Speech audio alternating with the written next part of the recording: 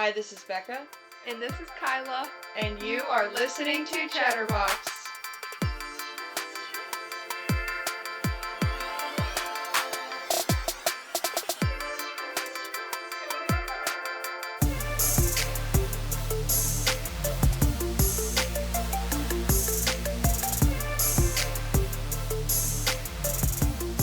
Alright, so as always, if you love what we do here, then please give us a like and a follow, because the more that we get engagement on our page, the easier it is for others to find us and be part of our Chatterbox community. So if you are new to Chatterbox, we work very hard each week to bring you new and interesting content, not just to educate, but just to discuss things that help expand your mind and your consciousness to things that you may not know about, and maybe we feel like you should know about them. So without further ado, we really don't have any other announcements other than that. So let's get into it. We're going to be talking about the FLDS Church today, and we are specifically going to be talking about Carolyn Jessop, who was married to Merril Jessop, who was the bishop of the FLDS Church. Kyla has some stories about some of the wives that Warren Jeffs had, don't you? I do, indeed. So we have a lot of stories for you, and specifically with Carolyn's story, one of the things that is so interesting is her being born into this cult, and then how long it took for her to realize that the only way out was to get out of the cult. There was no working with the cult. There was no, I'm going to try to just sit here and do what she thought that God wanted her to do. And there's just a lot. But before we get into all of that, we are going to do a quick little intro about what the FLDS Church is. When did it start? Where did it come from? Well, we're going to give you those details first, so then you have like a little context to what we're talking about. So here is basically the origins of the FLDS Church. The FLDS Church is actually a split from the Mormon community, and the LDS Church was founded by Joseph Smith in 1830, and this included plural marriage, known as polygamy, and it was like the central part of the religion. It was the main part of it. And apparently, Joseph Smith received a revelation from God in 1843 commanding the practice of plural marriage within the Mormon community. After Smith's death in 1844, Brigham Young and other leaders continued to practice this openly, especially after all of the Mormons in the United States were doing this big migration to Utah. So, under the growing pressure of the U.S. government, the U.S. government viewed polygamy as a criminal act and a threat to democracy. So, the LDS Church, which is a part, basically the Mormon Church, abandoned the polygamous practice in 1890 under the manifesto of President Wilford Woodruff.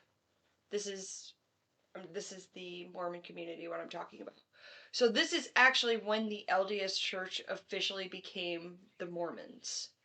When it comes to the Mormon fundamentalism, after 1890, some members believed that God was being abandoned when the church split, because God's commandment was to be fruitful and multiply. And that was just a verse in the Bible. If you don't know what the Bible is, you should maybe look into that, but I'm not telling you to read the Bible, though. No, do it with it what you will. Yeah, read it with a grain of salt, please. But when it comes to the LDS Church beliefs, they used what they call the Law of Sarah.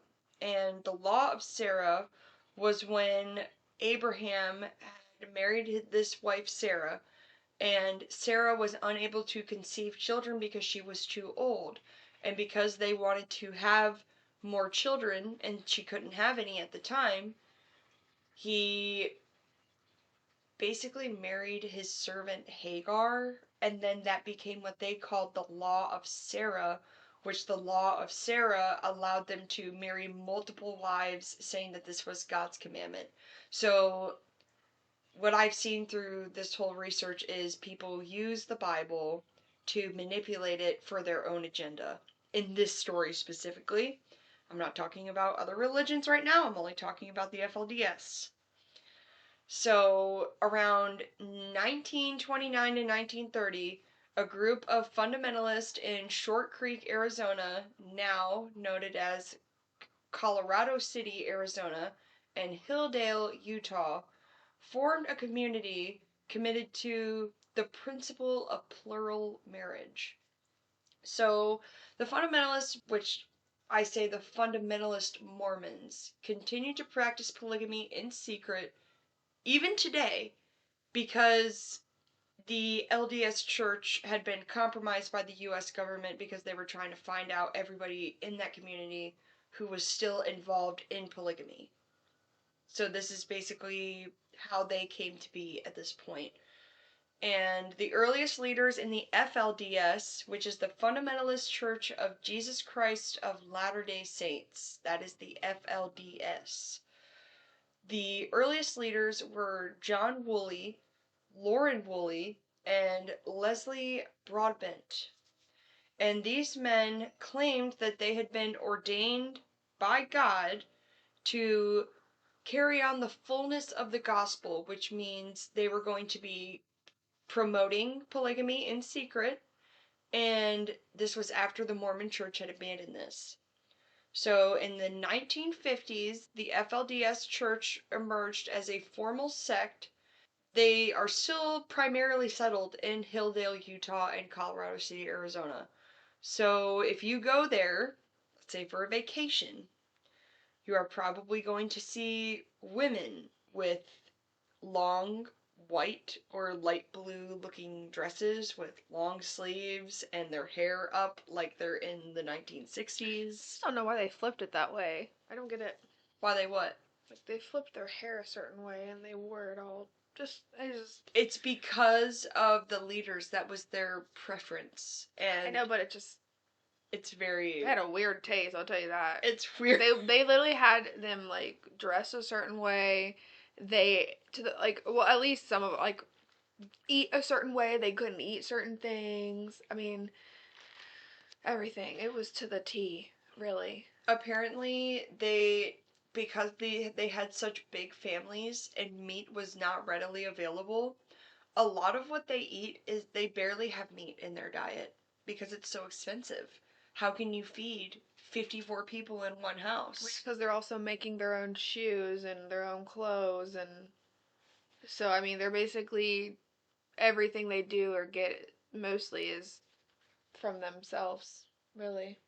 Yeah, they are very self-sufficient in some ways, but in other ways, the women are forced to do all of the work while the men go out and work all day. So they got to take care of like 17 to 20 kids and make dinner and do all of the laundry. That's a lot. Yeah, and then garden and then can stuff. Like, it's just crazy. So you'll see as we get into this more. They were putting the kids to work too. Like the boys, like this one kid was talking about how like he got kind of like shunned in the community for a little while, for a couple years, and just worked so hard that he looked older than he did because of how hard he was worked at such a young age, which is sad. It is fucking sad, and it's honestly disgusting the things that they make these women do, and especially children from a young age, how they're basically forced to be almost like workhorses for their family. But this is also during the earlier days of the community. It really got kind of like loose and kind of chill for a while before Warren Jeffs came into it, which we will get into Warren Jeffs as we go along, because everybody who is interested in like true crime and cults probably know Warren Jeffs as like the main associated person with the FLDS community. So we will get into him later because he's going to be a major part in this story. But Some of the key figures that we have here is Rulon Jeffs. He led the FLDS community from 1980 until his death in 2002. He was succeeded by his son, Warren Jeffs, who became the most infamous FLDS leader due to his authoritarianism, his criminal convictions, and his attention from the media, which, again, if you know about cults, you probably have heard about Warren Jeffs. He wasn't even supposed to be the next prophet. Like, he just kind of... He appointed himself. He took over, in a sense, and he didn't let anyone, like, near his dad, which is weird. He had a lot of kids, too, this Rulon did. So, a lot, obviously. Yeah, he really just appointed himself as leader, which is what happened. But when it comes to Warren taking over, he maintained this belief in having complete control and rule over everyone's absolute spiritual and physical authority. So he would make them do things, make them believe things that he would say were revelations from God, but in all actuality, they were just him doing really weird things to control people. I mean, he would constantly just say that he would hear things from God, and like the way he would word things, you would, if you didn't know anything else, the way he is a good manipulator, that's for sure. He's a narcissist. Holy crap. Like, it's like that's how he ended up getting the position he was in to begin with, because he knew what to say. You know what I'm saying? Like, he knew how to play the game. I don't know what made him want to even do what he did in the first place, but... Well, when it comes to religious freedom versus the law, the FLDS has been at the center of much legal and ethical debates about religious freedom, child protection, and women's rights. And their practices raised a lot of questions about how far can religious freedom extend when it clashes with the law, especially when it comes to polygamy and child marriage, which is disgusting. And they I mean, I think I seen something that even back in the early days, like very early days, they did that. Like sometimes, like where the women were married off at like a young age. Ugh. Like, yeah, like 16, 17, 18. Back then, yeah. Like in the same, basically, church. Like the Mormon church, essentially, originally. In the early 2000s, they were marrying off a lot of women who were like around the age of 17, 18, and they would marry them to men who were in their 50s and 60s and even 70s and 80s. Towards the end of Rulon's death, like, basically, Warren was like getting him married to all these young wives, and he was like basically questioning it and saying, "Why are you marrying me to all these younger women?" Because it was like he was like getting him ready for his father's death for him or something. You know what I mean? Which is weird. Like he didn't want to keep marrying these young girls. So he didn't want to go any younger than like 18. Mm-hmm. Rulon didn't. So I don't know. Well, this is one very important part to the story here of especially Carolyn Jessop. So in the FLDS community, they believe that as a woman, you are not able to choose your husband. You are getting a husband chosen by the leader of the community who receives a revelation about you.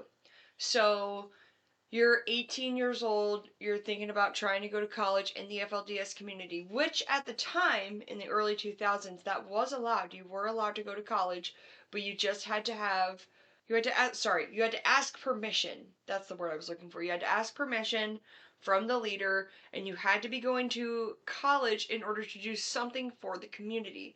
So you could say, hey, I want to go into learning how to be a pediatrician, because I want to help take care of children in the community so we don't have to send them to doctors. They would be like, oh yeah, that's good. Or, oh, I want to go to college to be a teacher because I want to help the community in this way. Then the leader would kind of be like, oh, okay, yeah, we need more teachers. They would let you go to college as a woman. But you had to have permission from the leader or your husband, and they both had to be in agreement, the leader and the husband. Yeah, well, that Naomi girl, the one, the scribe that wrote all his stuff. She Mhm. basically, when she was young, she asked her father if she could be a nurse. That was her passion. And her father actually agreed. He said, well, let's ask the prophet. And the prophet said, I guess no, and told her where she needed to be, and then she ended up marrying him. And this was Rulon. Oh So she was God. married to Rulon before she was married to Warren. So kind of just like, but she wanted to be a nurse and it got denied because even though her father agreed at first, he came back and said, you will be going to school. You have a purpose. Yeah, see, that's the thing is when it comes to like religious control and stuff, like the prophet has 100% say in what you do and what you want to do. And it's kind of disgusting to think that like you could just be living your life at the age of 18 and then this is also the thing. So if the prophet received a revelation about you saying that like this is who you're going to marry, this is who God told them that you're going to marry, you could get married to them at any time of day or night. It could be like 3 in the morning, and then the prophet would perform their ceremony, and The your celestial marriage. yeah, and then your mom would have a wedding dress for you already made. Like, so this would be all like this secret thing. So your mom would already have a dress made for you, and you could have maybe even like a 2 day notice. So imagine you're living your life, you're thinking that you're going to go to college, and then that dream gets shot down, and then they say, oh, you're marrying this guy who's 30 years older than you in 2 days. You're not going to college. And you're gonna, you know, this is what God wants you to do, and you need to do the best version, everything you can do to prove yourself, basically. So, and you're with many, either start of the many wives, or you're with a man that has 30 wives. Yeah, because they get up there in numbers, and It's a lot. It's not just like seven, it's like 30.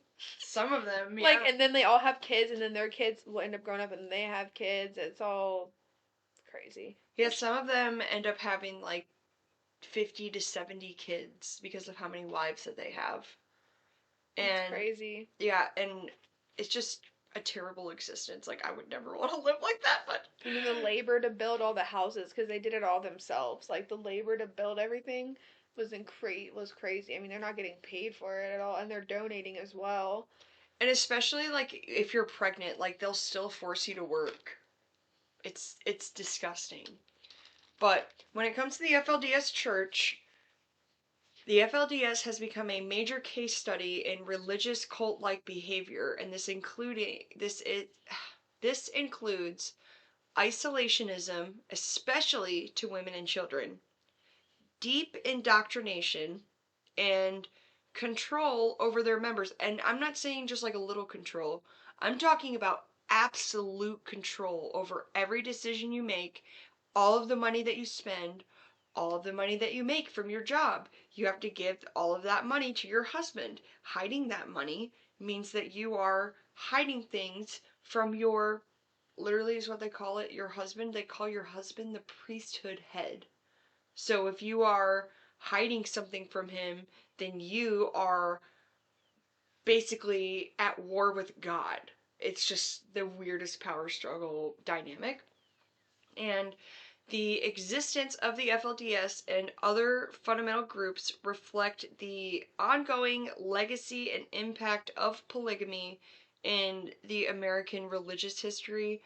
And we are now going to get into the story of Carolyn Jessop, who was forced to marry the bishop of the FLDS Church. And this is the story of her childhood. She was born in 1968 in Hilldale, Utah. Carolyn Jessop entered a world where the FLDS, the Fundamental Church of Latter, I can't even say this, such a mouthful. The Fundamentalist Church of Jesus Christ of Latter-day Saints. Big mouthful. Basically covered every aspect of her life. Her family was deeply embedded into this faith and practiced polygamy. She had two moms, and she was taught that polygamy was the greatest gift that God could give their children. And from a young age, Carolyn was indoctrinated with the belief that obedience to the church's teachings is absolutely paramount and that this was even above personal education. So, in the FLDS Church's schools, she said that they would not learn biology, they wouldn't learn real history, they wouldn't learn. There was another subject. Oh, when it comes to reading, they could only read church documents. When it came to history, they could only learn about church history. They couldn't learn about any outside history. When it comes to biology, they said, why would we need to learn biology when God heals all of our ailments? Literally putting my hand to my forehead when I say that. Like, oh my God. I mean, that's what the control, to not know anything other than what you know is the biggest form of control, I think, for anybody. Like, to not know the outside, to not know what it could be. I mean, it's just crazy to me. I don't know. I mean, being absolutely sheltered from any outside influence. It's like a tribe in the middle of the jungle, but in the middle of Texas. In the middle of, well, Utah, and then eventually Texas as well. Mm-hmm. Her mother taught her that being outwardly beautiful and admired is a sin. And her mom actually faced many mental health challenges. And mornings often began in Carolyn's house with her mom voicing her desire to die and saying that she would want to commit suicide. And she said that one morning I asked my mom, Mama, what if a mother dies? What will happen to her children? And who will take care of them? And her mom would say, God will take care of you. So, one of the things that she said in her book, this is how her book actually starts out. She says that the mornings where her mom was talking about dying and talking about wanting to commit suicide happened very often. And she said that at one point, it got so bad to where her mom was saying before they would go to school, you might want to say goodbye to me because this is going to be the last time that you'll ever see me. And she goes, I would rather take the mornings of my mom talking about it instead of the days of her literally planning to do it. And then me being at school all day, crying, wondering if I'm going to come home to my mom. And then she would be there, like, when she would get off the bus. Yeah. And then, that's like the biggest sin within their community is to commit suicide.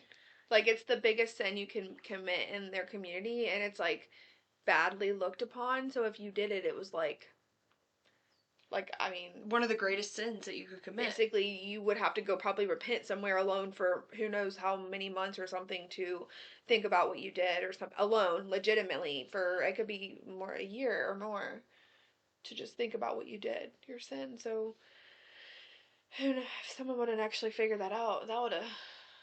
Yeah, because... I mean, to think like that, you're not supposed to think like that. If someone that was, like listening to her and stuff would have known that, like, she was thinking like that, that's not right within the community, basically. Yeah, they don't treat mental health illness as a concern at all. They think that you should just pray and go to the prophet and he will heal you. That's literally how they believe. It's really messed up. So now when it comes to the education, she did dream of pursuing a higher education. She did want to become a pediatrician. However, the FLDS leadership had other plans for her, and she actually was just admissioned into a college, and she was about to go to school for becoming a pediatrician. She had to become a nurse first and then go that route. Well, then her dad informed her that she was going to be married to Merril Jessop within 2 days, a man who was 30 years older than her and already married to 3 other women. And she said the idea of sexual or physical contact with a man 32 years my senior was absolutely terrifying.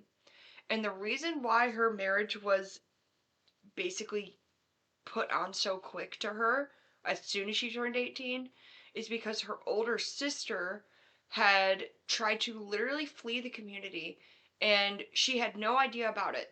This was when she was about 16 or 17.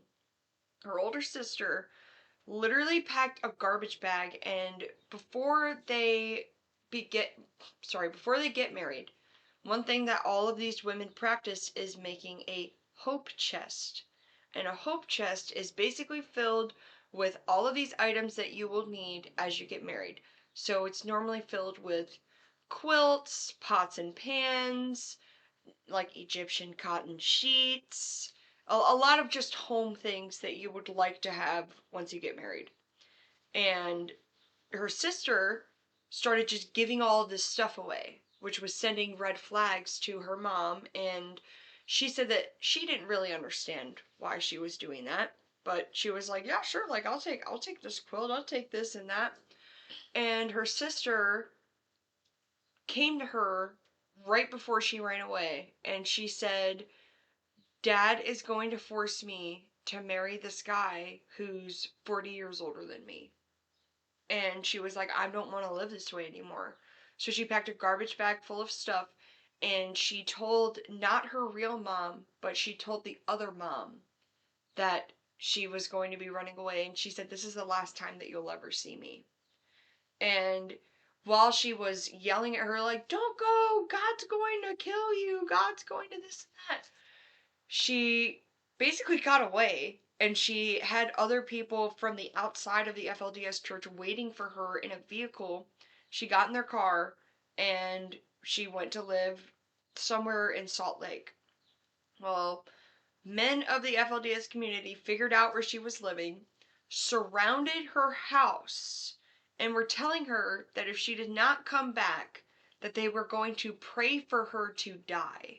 And she finally gets so scared, and her dad kept asking, like, please let me talk to you, please let me talk to you. And she would just say, no, I don't want to talk to you, I have no desire to talk to you. And then finally he said, if you just talk to me this one time, I will leave you alone for the rest of your life. Well, during that one time that they decided to talk, he said, I have a guy who's much younger who you can marry, because it's much better for you to stay in the FLDS church than to live in sin and then be excommunicated from our family, because if you leave, you're not allowed to communicate with them. And they basically forced her hand on coming back on the pretense of praying for her death. So she ended up coming back. It's crazy to think that there probably were some people that were like not about it, and at some point they're like older and they're like, there's not something right. And then there's those people that completely and are utterly like brainwashed to the end of time. Like they would never go against the church, so it's crazy to think that there were people that were trying to get out and had that mindset and like, I don't want to get married to an old man. And then when I was looking at the documentary, they were claiming like this is what girls wanted. They looked for it. Like they were raised to like be married and at a young age, and like that's what they, and some of these girls were either super okay with it, or some girls were like, fuck this. So I mean, it can go both ways, I guess, like, which is amazing with what your brain can do. It depends on how indoctrinated you are and whether you still have a mind of your own, or if your mind is just completely indoctrinated with all of these Sometimes I things. feel like they would marry them so young to where they didn't get to start thinking like that. And then they had this like, they're serving to God is to be married to the man or to whoever the man was, and that was their duty. So it's like they marry them so young that they don't get to like start to actually think like, oh, like Think for themselves. until they have like, oh, this ain't right. Like there's more to this. Like, but they don't get a chance to because they get married so early. Yeah, I mean, when you're 18, are you really like at your full thinking capacity? Well, Let's what be about honest. getting married at 16, getting married at 14, getting Oh, married. absolutely. That's just disgusting. It's basically like you think that way, but there's a point to where I feel like these girls, when they were turning, of age, like 18, 17, they were realizing, some of them were like, this is fucked up. Like, I don't want to marry some nasty old man. And you didn't have a choice, which is weird. And it's just weird. So, I don't know. It's disgusting. Because I really can't imagine being forced to marry somebody, and I've always been a very straightforward person. I'm not the kind of girl who beats around the bush. Like, I'm just not. I'm like, do you like me or not? Do you want to spend the night or not? Like, I'm not playing around. These girls didn't have the opportunity to date. They didn't have the opportunity to fall in love. And if you did fall in love before you were married, that wasn't their mission. yeah, then the FLDS prophet would say, you're not allowed to be in love. But you are allowed to be in God's will. And God's will is for you to marry this old man and not this guy who's your same age. It's really gross. It all came back to like what they were supposed to do, and every day they had to prove their worthiness in a sense. So it's just weird to Well, think like that.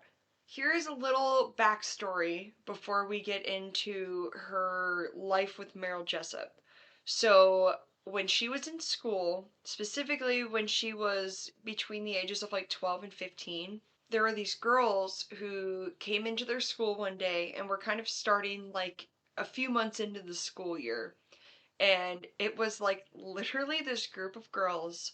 There were, I think, 12 to 14 girls, and they were all walking hand in hand, like two by two. And they were kind of like prancing through the hallway. And her friends were like, who the fuck are these girls? Like, who are these girls? And they wanted to act very, very prissy, very, she said that even when they would laugh, it was like these very soft, like, kind of like fake laughs. Like, and she would get really annoyed with them and be like, why do you guys act like that? And they would say, oh, that's how you have total manipulative control over a man, is if you act very, very feminine and act very, very stupid, because then the man will not feel threatened by you, I mean, and it then is true. and then they will want to help do everything for you, but the only way to make them do everything for you is for you to act stupid and to act very feminine, because then the man feels not threatened by you in any way. I've heard that before. It's kind of messed up. Like, It's kind of true though, in weird like nature senses. The man feels like you're helpless, and then they feel like powerful. yeah. It's a real thing though, and outside of real life, I feel like I've heard that somewhere. Well, I don't know why. no, I mean, it's psychological. It is a psychological thing. And it does make sense in a way, but I would never act like that No, to try no, to no, get no. a man's attention. Never, never. But I've literally somewhere in my life I've talked about that or heard that somewhere. Okay. Where I've heard that is a pick-me girl. A pick-me girl is one of those girls who are just like, oh my God, Chris, you're so funny. But they do it because they act on even though they're smart as shit, and then you'd be like, They just act like very like airheaded and almost like kind of clueless. hey, And that's how they get their guys. That's a pick-me girl. Which I have followed down that rabbit hole on TikTok, listening to girls tell stories about ex-friends or ex-best friends who are pick-me girls. And sorry, we're gonna sidetrack here. This one story that I heard, she literally said that she was at a pool party. She was fully clothed. She was like, I was on my period. I had no qualms about getting in the pool. I literally even said that to my friend. I'm not getting in the pool. I'm on my period.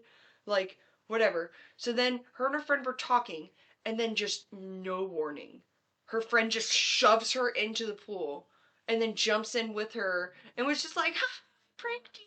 Like, and she was just saying, like, I didn't want to get in the pool. You knew that. Like, and it was just her friend's thing to try to get attention from all the guys, because her friend came in like a full bikini, like trying to, she was trying to get some. And then her way of trying to get attention was by throwing her friend in the pool to try to like attack. that reminds me of the video I watched the other day or a couple weeks ago of like this friend pushing her friend in the pool and her vape and her phone were in her pocket. And I then, think it's the same one. really? Yeah, because she It said was that. at a party. It was Yeah. like a bunch of people everywhere. Yeah, It was like a huge, yeah, and she pushed her in and like, does the girl have like really dark hair who pushed her in? yeah. Yes. Yeah, and she was just like kind of tried playing it off as a joke, and you could see that she's like, I wanted to like beat her. I wanted to like fight her after that, but I didn't. Like I don't know. I don't know. It's just messed up. And you knew if your phone and everything, that's messed up. Why would you mess up your friend's stuff? Like, I'd be pissed. If my freaking dab pen and shit and my phone, are you paying for it? Cause I'm not no damn rich person. Like, I just paid off my damn phone, bitch. You know, that pick-me-girl behavior, I can't stand it. I really can't. But this was apparently all of Merril Jessop's daughters. So Merril Jessop, one of the bishops of the FLDS Church, he had 12 to 14 daughters at this time. And his daughters, all of them, were pick-me-girls. And Carolyn and her friends called them, so I mean, you know, they're raised in this very like small community. They called them nusses. And I don't know where the term nuss came from. Well, if they don't have any outside terminology, they had to probably make up their own shit just like we do in the modern world. Mm-hmm. So you gotta think about it like thought and all that shit that people made up in our generation. They made up their own little names in their community because they were so sheltered. Yes. So like thought is a nuss. They called them nusses, and she hated them. She never got along with them in school. It was just this big, there's just this big thing. So when she finds out that she's marrying the father of the nusses, she freaks out inside. She's like, I'm 18 years old. I wanted to go to college to be a pediatrician. I didn't want to marry this old man and be the mother to these girls who she went to school with. And they're the same age. Around the same age as her, yes. She was just a little bit older, probably. She was like 2 years older than most of them, yeah. It's really gross. It's just weird, like, oh, so she's not related to me, it's okay. Yeah, well, just to think that you, like, went to school with these girls who kind of bullied you and made fun of you, and then you guys kind of bully and make fun of each other. Imagine your whole world gets just turned upside down one day when you find out that you're about to be these girls who you hate their mom. Like, I mean, there was this one encounter, I mean, it was one of the first charges filed against Warren, but where he made this girl marry her cousin. Ew. And she did not want to. She called. That was one of the first, it was like the one case against him in Utah. It got like diminished eventually. But like, she literally called and was like, you know, I was sexually assaulted by an older man, and it was my cousin, basically. As he allowed the marriage, like, he fulfilled the marriage, right? And it was to her own cousin. That's disgusting. Fucked up though. Like, she's like, I don't know. It was just best. I think she was 14. Ew.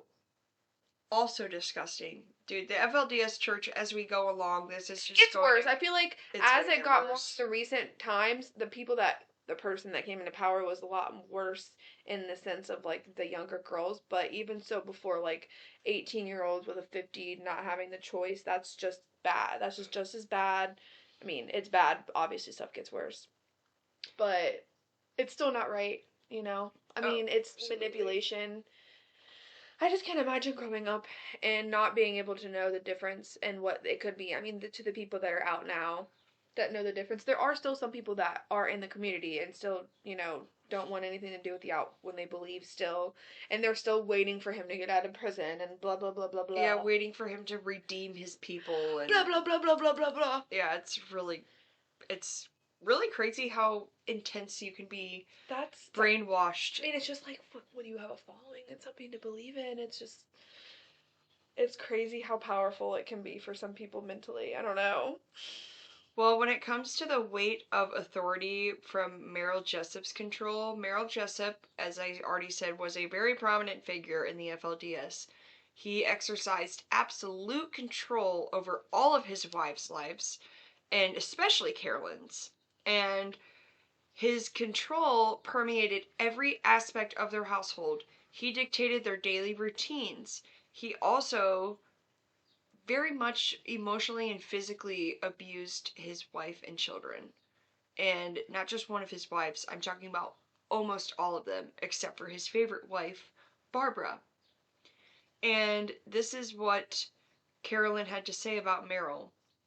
Power was in the hands of the husband, and the wives' and the children's fate, rank within the families, was determined by how obedient and subservient that they were to him. And this is also something that I find very crazy. Carolyn said that in each family, sex was currency. So whichever wife had the most sex with their husband had the most control over the entire family dynamic. So if you became very overweight, let's just say, and your husband didn't like that and he stopped having any physical intimate contact with you because he didn't like that, then the other wife, the other wives who did have sex with their husband could control what happens to her and her own children, which is disgusting. Because you didn't always have control of your own children, essentially. Which Yeah. is sucky, and they had to accept that most of the time. So Barbara Jessop was the main enforcer of the patriarchal rule. So Barbara Jessop is Merril's first wife, played a very pivotal role in maintaining the household's very strict adherence to the FLDS doctrines, and her influence extended beyond not just supervision. She was the enforcer of the family's hierarchical structure. So Barbara made Carolyn's life miserable, and Carolyn was watched wherever she went and whatever she was doing. And she, and by she I mean Barbara, would do horrible things to her children, especially when Carolyn was not aware, which we'll get into as we continue. Some of these stories are very triggering, and if you do not want to hear about children's abuse, or you don't want to hear about physical violence toward your partner or about a partner to another partner, then I suggest that you might not want to listen to this episode, just saying, because it does not get better. So the systemic abuse and psychological manipulation of the Jessop household was a scope of also the broader abuses that were sanctioned within the FLDS leadership. And physical discipline was not only common, but it was justified, because physical discipline was used to instill obedience and to preserve the spiritual purity of the person.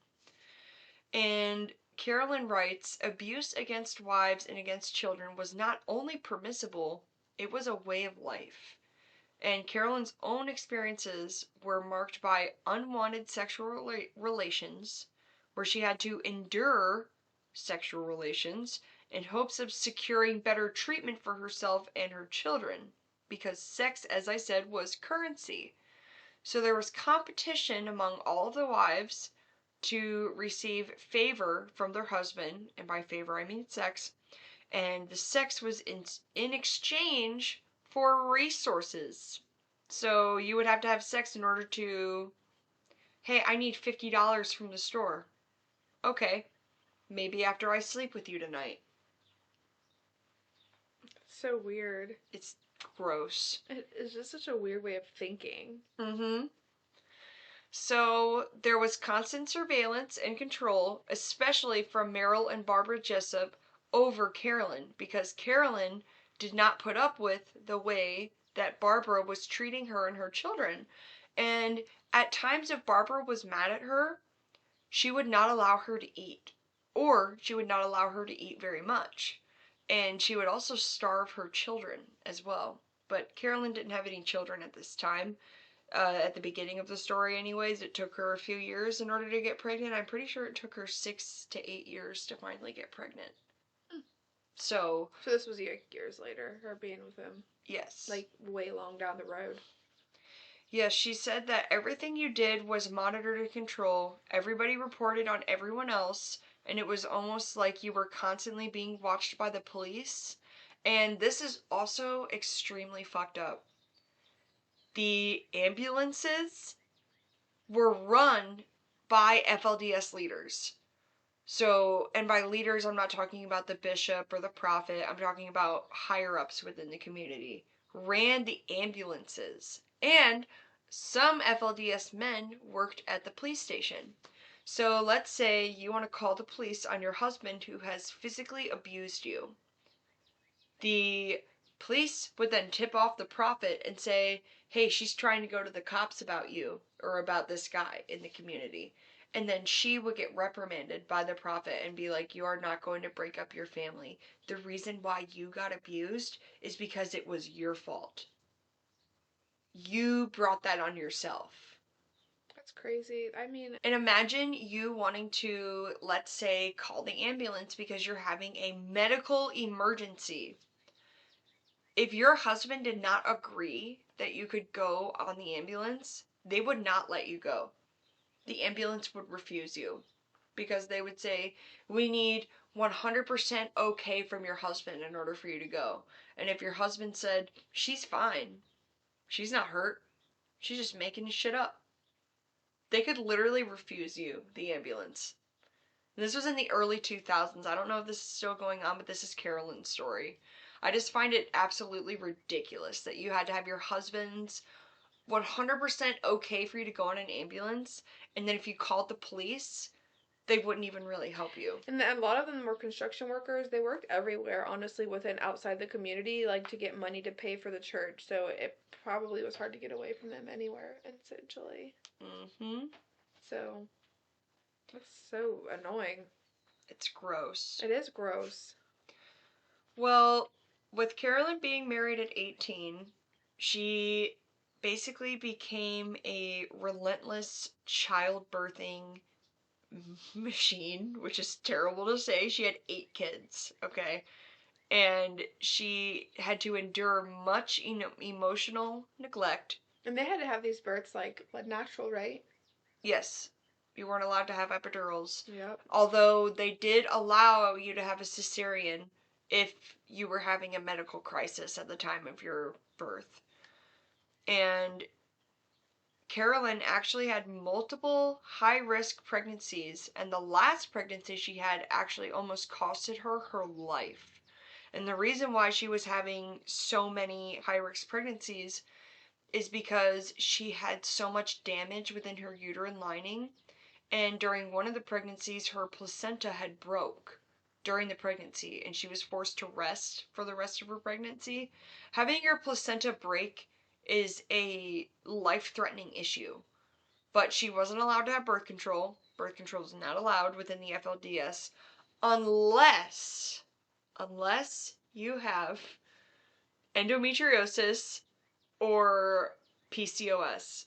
If you have endometriosis and PCOS, you actually have an excuse to get birth control because Western doctors, that's literally what they use. They say, oh, have you ever thought about using birth control? If you have PCOS or endometriosis, yes, that's how they treat it. I wonder how they'd even know if there weren't legitimate doctors. I mean, they were, but they weren't. No, so they did have a clinic that they would go to. It was in Hilldale. Okay. There was like the Hilldale Clinic, and they would go there to have births, and if they had to go to the emergency room, if they were having like a major crisis, they would then call the ambulance from there. So one of the things that Carolyn said as the community's response to her suffering was very chilling and indifferent, especially when it comes to her last pregnancy. And she said, even after she escaped, she said, I could not undo the damage that was done to my psyche over the many years of constant psychological warfare that I had to go through. So, while Carolyn was with the FLDS, she had to deal with a constant battle for survival, and one of the most terrifying moments of her life was when she was pregnant with her 8th child and she was driving alone during a snowstorm on a very dangerous highway.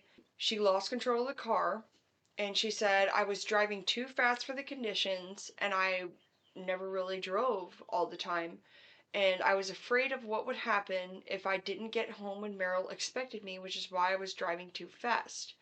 The road was a sheet of ice, and the snow was coming down so hard I could barely see. Suddenly the car started sliding, and I tried to steer into the railing on the road, but it was no use. My car flipped over the rail. The vehicle rolled multiple times before landing down in a ditch. Pinned inside of the car, Carolyn feared for her life and also feared for her unborn child. She said, I was hanging upside down, held by the seatbelt. The windshield had shattered and snow was blowing in. I was terrified that my car would catch fire and no one could find me. She ended up getting out of the car, and she said that she laid down in the snow and felt like she could go to sleep. And finally it hit her while she was laying down in the snow. She was like, if I fall asleep, I'm going to die. I'm going to die of frostbite because it was so freaking cold. And she was like, how can I sleep? Like, she was so just worn out from the accident, like, just like trauma, like, especially the head trauma. Yeah, I mean, it makes sense. It's just like in every movie, whenever something happens, they're just like, and then they go out. I mean, your body's just like, fuck, in shock. So she starts literally jumping up and down. She would jump on for 5 minutes, and then she would sit for 5 minutes, and then she would get back up in 5 minutes, and she would jump. She said this went on for about an hour. So she said she doesn't know how long she was in the car before she actually woke up and she was upside down. So she was really trying to fight for her life. And a truck driver ended up passing them, and or them, I mean her, but she first thought immediately when she was found, Merril is going to kill me. She said, I knew Merril would blame me for the accident because nothing was ever his fault, even though he was telling me that he wanted me home. I just wanted my baby to be okay, but I knew that in some way I would pay for this. And Merril actually showed absolutely no concern for her trauma. He was only angry with her for damaging his vehicle. Really? Yeah. I wasn't even worried about the baby or anything. No. He was just like, you ruined one of my cars. Ugh. Yeah. That's fucking crazy. It's disgusting. It's so weird. Well, Barbara was Merril's favorite wife, and she had a lot of power over making Carolyn's life vulnerable. And here are some of the things that she did to her. She would do a lot of psychological manipulation and control. So Barbara controlled the household resources, and she would deliberately deprive Carolyn and her children of food. She said in her book, Barbara rationed food like a prison warden. My children were always hungry, and if I asked her for more, she would sneer, you're just trying to take what isn't yours. And she made sure that Merril saw her, Barbara, as the perfect wife, and Carolyn as the greedy and rebellious wife. There were several times that Barbara targeted Carolyn's kids by favoring her own children, but punishing Carolyn's children for existing, literally. Barbara would tell her children, especially when Carolyn was not around, that they were worthless and that they did not deserve nice things. Once she threw away my daughter's only pair of shoes and said to me, maybe now you'll learn some humility. That's so, you know, I'm just thinking, like, I was watching that documentary and I don't know, maybe each family was different. Like, maybe some wives were good with each other and some weren't, but that's just crazy to be so against each other. Yeah, so one of the things that the wives were supposed to do, this was supposed to be included in the law of Sarah. So they would say that you and your sister wives were supposed to be helping each other, building up each other, helping to take care of your children and their children all together and just be this one big happy family. Well, the truth is, that is not what happens. Wives, especially wives who deal with narcissistic tendencies, feel like all of the attention, all of the good things should come to them, and everyone else, fuck that. You know, she would just try to control every aspect of people's lives, especially the wives who she didn't like, or the wives who would not submit to her odd power dynamic struggle. This is another thing that Carolyn noted in her book. She said that there was times where she was treated like a slave and forced to work through illness and complete exhaustion. Barbara would wake me up in the middle of the night demanding that I clean or cook. she would protest that she would tell Merril if I did not do this at the time that she wanted, that I was lazy and I did not do what Merril wanted me to do. One night, after being up all week with the sick child, she made me scrub the floors until dawn. My hands were raw, and she smiled at me in the morning and said, "See, God rewards the faithful." I mean, I just like it feels like a Handmaid's Tale too. Shit. Yeah, honestly. Which I actually want to pull up a picture of Barbara and Merril. This is what Barbara looked like. Oh. Yeah, she's a crusty bitch. So she was old, like she was probably closer to his age, wasn't she? Yes, because she was his first wife. And this is what Merril looked like when he was young. Probably that girl in the middle. Yeah. Yeah, probably her. And then this is him when he became old. That's when she had to marry him, Carolyn. Carolyn said that their sex was very bland. She said they had to wear long underwear, the men and the women. So, like, underwear that went all the way to your knees. And she said. Like a dress? Like a skirt? It would go underneath of your clothes, yes. But men and women had to wear these long underwear garments for, like, purity purposes. It's open, essentially, underneath. Yeah. So it's like a kilt, but like a long kilt. Kind of. I mean, it had, like, openings for the male, but for the women it didn't. So, but she said that every time that her and Merril would have sex, and she said there was not one time in her entire marriage, I think they were married for about 18 years or something like that. She said there was not one time where he was completely naked or she completely naked. She said that they would keep their underwear on because she said I didn't want to even see it. I can't even imagine that. And then, like I said, back to the thought of the girls that were like, this is like what God's will is. The fact that they truly believe it. Some did. And then some were like, God, I'm forced to do this. Why the fuck am I stuck doing this? Like, it just kills me, the mind, how it works. Well, when it comes to Barbara turning Merril against his wives, this is something that Barbara did all the time. And Barbara would manipulate Merril into giving his wives brutal punishments. Carolyn said she would whisper lies to Merril saying that I disobeyed or insulted her. Not Merril, but her. Once he dragged me out of bed by my hair and locked me in a closet for hours. Barbara stood there smirking. She loved watching me break. Carolyn's breaking point was when she realized that Barbara's abuse would never end and she actually started abusing her children. And in one point during her life, her oldest son, Arthur, was about 8 or 9 years old. And this story, when I heard it, I literally had to go back and read it again because I couldn't even believe that this would happen to a child.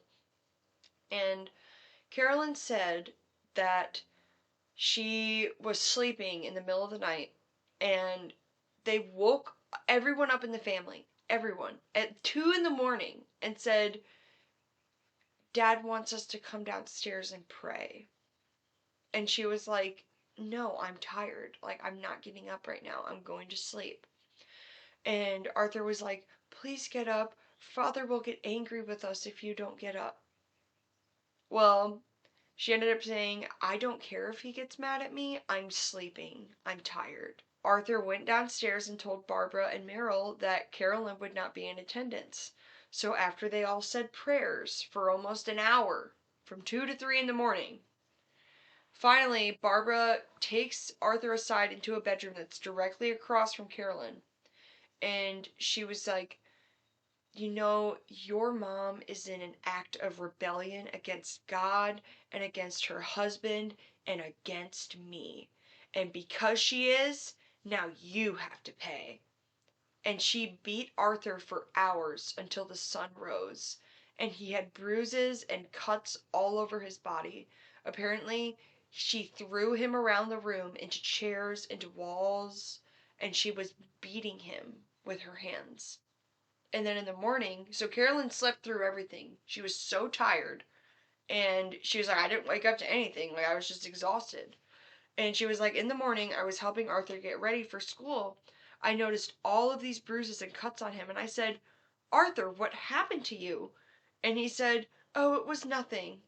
She goes, no, you need to tell me what happened to you right now. Because she's like, I knew that Barbara did something. And apparently, after Barbara beat Arthur, she threatened him and said, if you ever tell your mom about this, I will make sure that I do this to you again and make it even worse. And he was so scared of that threat, he felt like he could never tell her. He didn't end up telling her about this until like 10 years later. That's how scared he was. What he did was told his mom that him and his siblings were roughhousing outside the night before and they were wrestling in the yard. And that's why he has all these cuts and bruises. She terrified him. Did she actually believe it though? She said that she didn't believe it, but she didn't have anything to go on. So then she said that she started making sure that her children were not left alone with Barbara ever after that. That's crazy though. I mean, I feel like that family, she was just stuck in probably one of the worst families, I would say. Especially if there's like this older lady. And from what I was looking, it was more like all of the girls were genuinely the same age. Not like one hierarchy woman and then all young girls. And then it's like take over. Like, she got fucked in that family. I'll tell you that with that Merril guy. Like, um, something. Because, ugh. Because it's like, just like in any community, like, each house probably could have worse abuse than the other. Like, you know what I mean? And that was just one of those houses. Like, you got the women that are against each other on top of the man, and it's just, like, not, it's even worse than, like, without that. Like, without the woman. I mean, or with the woman. Yeah, it most definitely gets worse. And this is the story of when Tammy arrived and her fertility struggles. So Merril Jessop married Tammy, one of his younger wives, who was younger than Carolyn was when they got married. So I'm assuming she was about 17. And from the beginning, Tammy was very volatile. And unlike the other wives, Tammy struggled to conceive. And this fueled her rage and resentment towards Carolyn and her children and all of the other wives. So Tammy, her mom had a total of 19 kids. Tammy was young and did not get pregnant very easily. She had to be put on a drug specifically to help her conceive. Carolyn wrote, Tammy was obsessed with getting pregnant, and each month that she failed, she would explode, screaming at us like it was our fault, and she would accuse me of stealing Merrill's attention, even though he barely acknowledged me either. But he didn't sleep with Tammy for the first few weeks of their marriage, because he was too busy sleeping with Barbara and Carolyn. Yeah. You would think that, like, if usually, like, the man would first get married to the new girl, that he would want all their attention right away.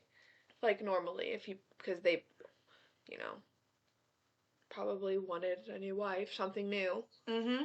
It's just gross even to think about that. Oh, I know. I thought like that. I know. Ew. I can't. I don't get it. Well, Tammy's inability to bear children made her vicious towards Carolyn's kids, and here's a few stories of what she did. Carolyn said she would pinch my children when no one is looking, and then tell them to deny it. I would hear one of my kids yell in pain. Once she shoved my daughter into a wall and said, "You're just like your mother." Disgusting. All of Carolyn's children were terrified of her. Tammy would also manipulate Merril by playing the victim game and saying that the other wives were poisoning her against him. It's just very weird. It's like this new girl comes in and she's the youngest one, and then she completely just plays the whole manipulation game on top of it. Like, Mm-hmm. Well, now this is the story of one of Merril's wives who dealt with much mental illness. So Merril's fourth wife, Ruth, was about the same age as Carolyn, and she was married to Merril as a teenager as well. So what I gather is that Carolyn was the fifth wife, so Ruth was his fourth right before her. And she said that Ruth was a very sweet and emotionally vulnerable person. And under the struggles of Merril's abuse and pressures, she experienced severe mental health decline. And she also suffered from severe postpartum depression, later marked as postpartum psychosis. And she was actually hospitalized several times. And here are a few key events in the story of Carolyn that really struck me. So, Carolyn recounts many disturbing episodes of Ruth's mental health state, and here's some stories with direct quotes from her book. This is her postpartum psychosis and delusions. After giving birth, Ruth became convinced that she was evil and that her baby was damned. She believed God was commanding her to hurt herself or her child. Ruth started whispering to herself, "He's not mine. Satan gave him to me." And she would rock him back and forth, clutching her baby, but then staring through the wall as if she was like a ghost or something. She said that one night God came to her in the middle of the night and said, "I have cut the wickedness out of my body." And her hands were shaking because she had dug her nails into the skin of her arms. What the hell was going on with her? She's having psychosis. But from what? Postpartum. Really? Yeah, you can. So, if you're already predispositioned to have mental illness, you can get postpartum psychosis. And that's, you can see things that are not there, you can hear things that are not there, especially if you have like a parent or, someone in your family who has gone through that before. Yeah. So. That's freaking scary. That's why it's so serious to have loved ones around. Well, when you go through that time. This is another really messed up story. Instead of Ruth getting any psychiatric help, Merril and FLDS leaders blamed her mental health on her lack of faith and would punish her for her mental illness outburst by isolating her, making her not able to eat at all for days on end, calling that fasting. And they would do exorcism-like prayer sessions where multiple men would come and place hands on her and would say prayers all at the same time. Like, as if that's going to help. Imagine you have like 5 or 6 men with their hand on you all praying at the same time It's like out the loud. 7 fucking dwarfs. Hmm? It's like the 7 fucking dwarfs trying to get Snow White to wake up. Oh, God. It's creepy. One time, Merril locked Ruth in her bedroom for days, saying that she needed to pray away the devil that was inside of her. She would scream, "Make it stop! They're crawling on me!" And no one would call for a doctor.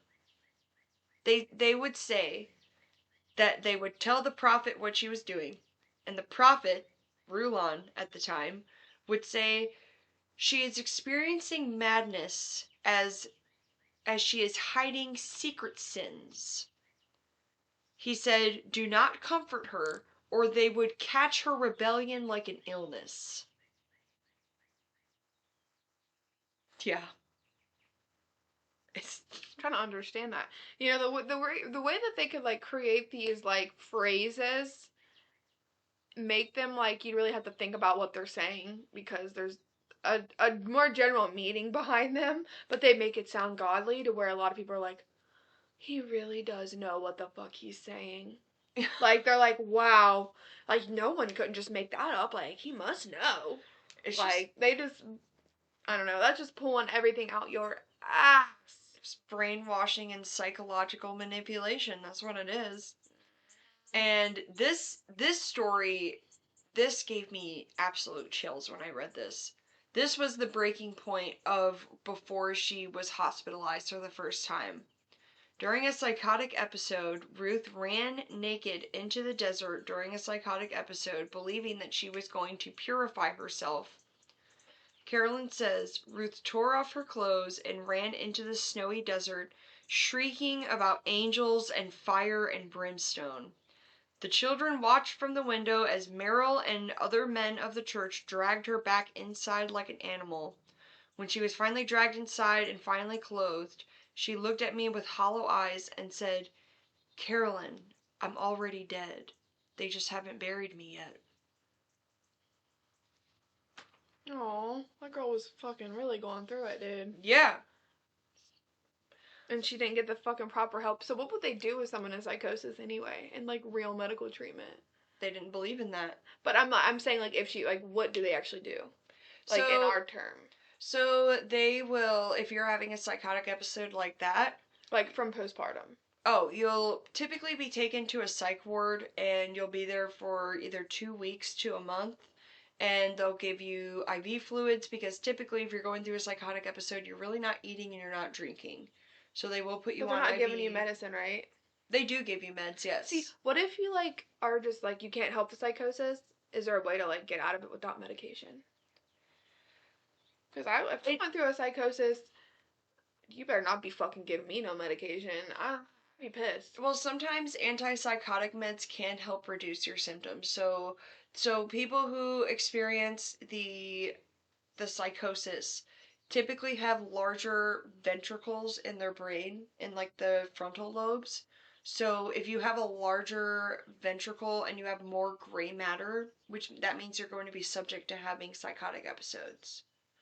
So a way to combat that is to basically kind of like turn off those parts of your brain so then you're not having psychotic episodes all the time. That's what they give to schizophrenic patients. There has to be like a freaking, I know there is, maybe not now, but there has to be like a natural way to do it. There is, but in our culture they specifically heavily medicate you for having psychotic episodes. And I hate that. I hate that. I wish that there was other options, but there really is not always. That's what kills me. But some people really do need that medication. Like, for real. Like, some people really need to be medicated because if you do have those larger ventricles and you have more of the gray matter in your brain, you don't want to be out of your mind. You know what I mean? You'd rather be in your mind and feel numb than to be out of your mind, not making sense and hurting people.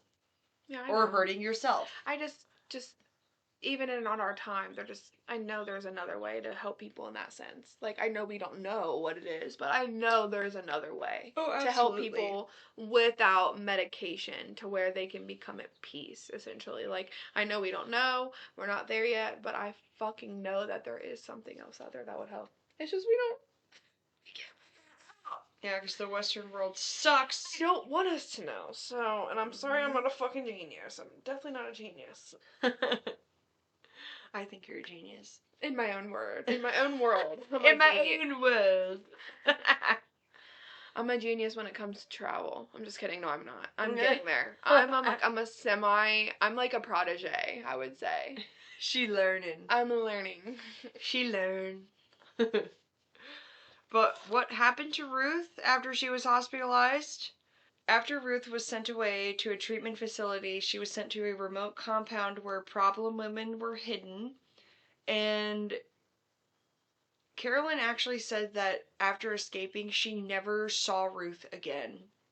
And she says that she believes that she was reassigned to another man. Because if you were a difficult wife, you could literally be reassigned to another man because you were just property to them. And this is quotes on what Carolyn thought about Ruth's legacy. She said, "Ruth wasn't crazy. The FLDS made her that way. They broke her and they threw her away like garbage. And Merril, he just brought home a new wife to replace her. Because women were just objects." So this matters because Ruth's story shows how the cult destroys vulnerable women and blames them for their own suffering.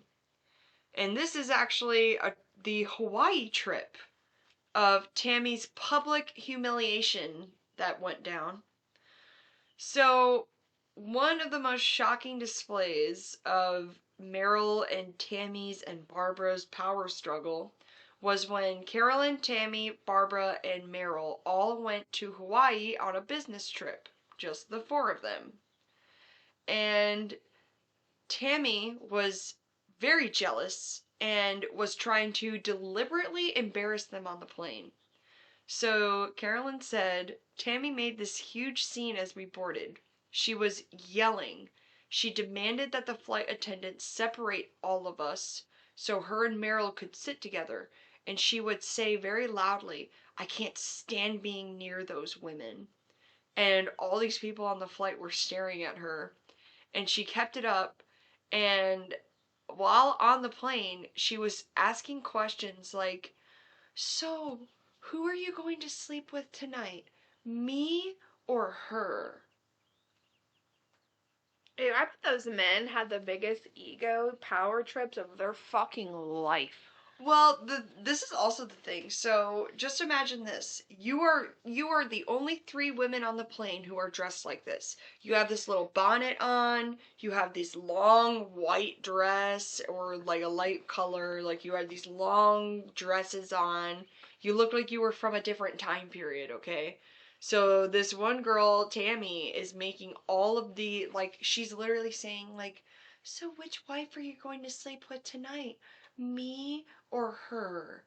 Because I'm gonna do this, this, and this to you tonight if you sleep with me." And Carolyn was like, literally, she said her face just turned red because everybody on the plane was feeling very uncomfortable because of how Tammy was talking about. She wasn't being quiet? Oh no. She was trying to make sure everybody knew what was going on.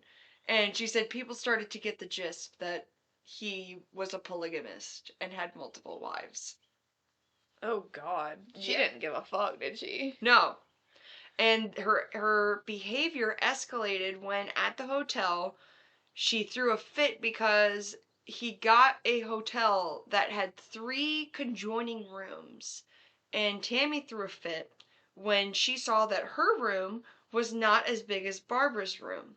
And she was screaming at Merril in the lobby, calling him a weak man for letting his wife control him.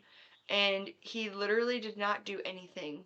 He just, apparently on the plane when Tammy was asking all of these questions, Merril just stared forward and did not engage with her at all, which was making it even worse. So then at the hotel, Tammy's making this huge scene, and she was just like, "And you've only slept with me one time." And literally his way of just making her even madder, he slept with Barbara and Carolyn for the whole trip. And finally, by the last day, he finally slept with Tammy, but he didn't do anything with her. It's so weird. Like, basically didn't, like, intertwine in the emotions she had, but instead he would just, like, play it back and be like, well, I'm just gonna sleep with them instead, but not say anything. Just do it. Show you my power. Tammy's defiance gets worse because she actually challenged Barbara when they got home, and Barbara ruled the house. Barbara wore the pants in the family. And during an argument, Tammy snapped and said, "You're not my mother. I will not take orders from you anymore." And the room went completely silent, and Barbara just stood there like a fucking mad woman. She was about to just go insane. So it's like Miss Trenchbull, dude. No, she kind of looked like her though. She did, dude. That's what I thought of. Those fucking weird ass Nanny McPhee hairstyles. I don't understand like why the men like thought that was attractive. It was literally like your bang folded from one side and then folded and over to the other side, and it created this like wave. And I'm like, that's like one hairstyle you want to avoid. I literally feel like if my hair were to like fold like that, I'd be like, okay, let's fix this. Like I did. She really did kind of look like Miss Trenchbull. Dude, they did them women no fucking favors. I'm gonna tell you that right now. Look up Barbara and Merril Jessop, because when you look at these motherfuckers, they're fucking disgusting looking. Like, I don't even want to think about what goes on in their Imagine bedroom. having to have sex with an old man. Like, it is gross. Unless, like, you're willingly a girl, I guess, like, that does it. Like, you know, I mean, nowadays, like, girls either are really with that man for love or they want that money, honey. There was, oh my god, someone, okay, this is off topic real fast, I'll get this over with, but in my friend chat at work, they sent, I didn't see it, I don't look a lot, it's so hard for me to keep up with, like, stuff that I get sent, but I will eventually look at it, I'll tell you that. But they sent, one of them sent a live of a guy that was telling girls that they need to marry an old rich man and wait for his funeral or something, and it was like, oh my god, it was like a guy giving tips. He's like, you girls need to get out there. you need to marry that man and wait for that funeral. And, like, it was, like, a guy, like a guy in his 30s, like, telling him, like, the girls to go get their rich old man and, Bruh. like, basically be a gold digger. I don't know. It was kind of funny, though. Like, a guy, like, come on, girls, go do it. Like, you know what I mean? Like, hey, the man that's for the women. I love that because most men aren't for the women. Yeah, go become a sugar baby because you'll get We more money. still, I'm not kidding. If you can help me get on that, I'll make the account. I'm just kidding. we're gonna be on Feet Finder, so if you want to find us, I'm just kidding. I'm just kidding, but actually, not really. We might do it.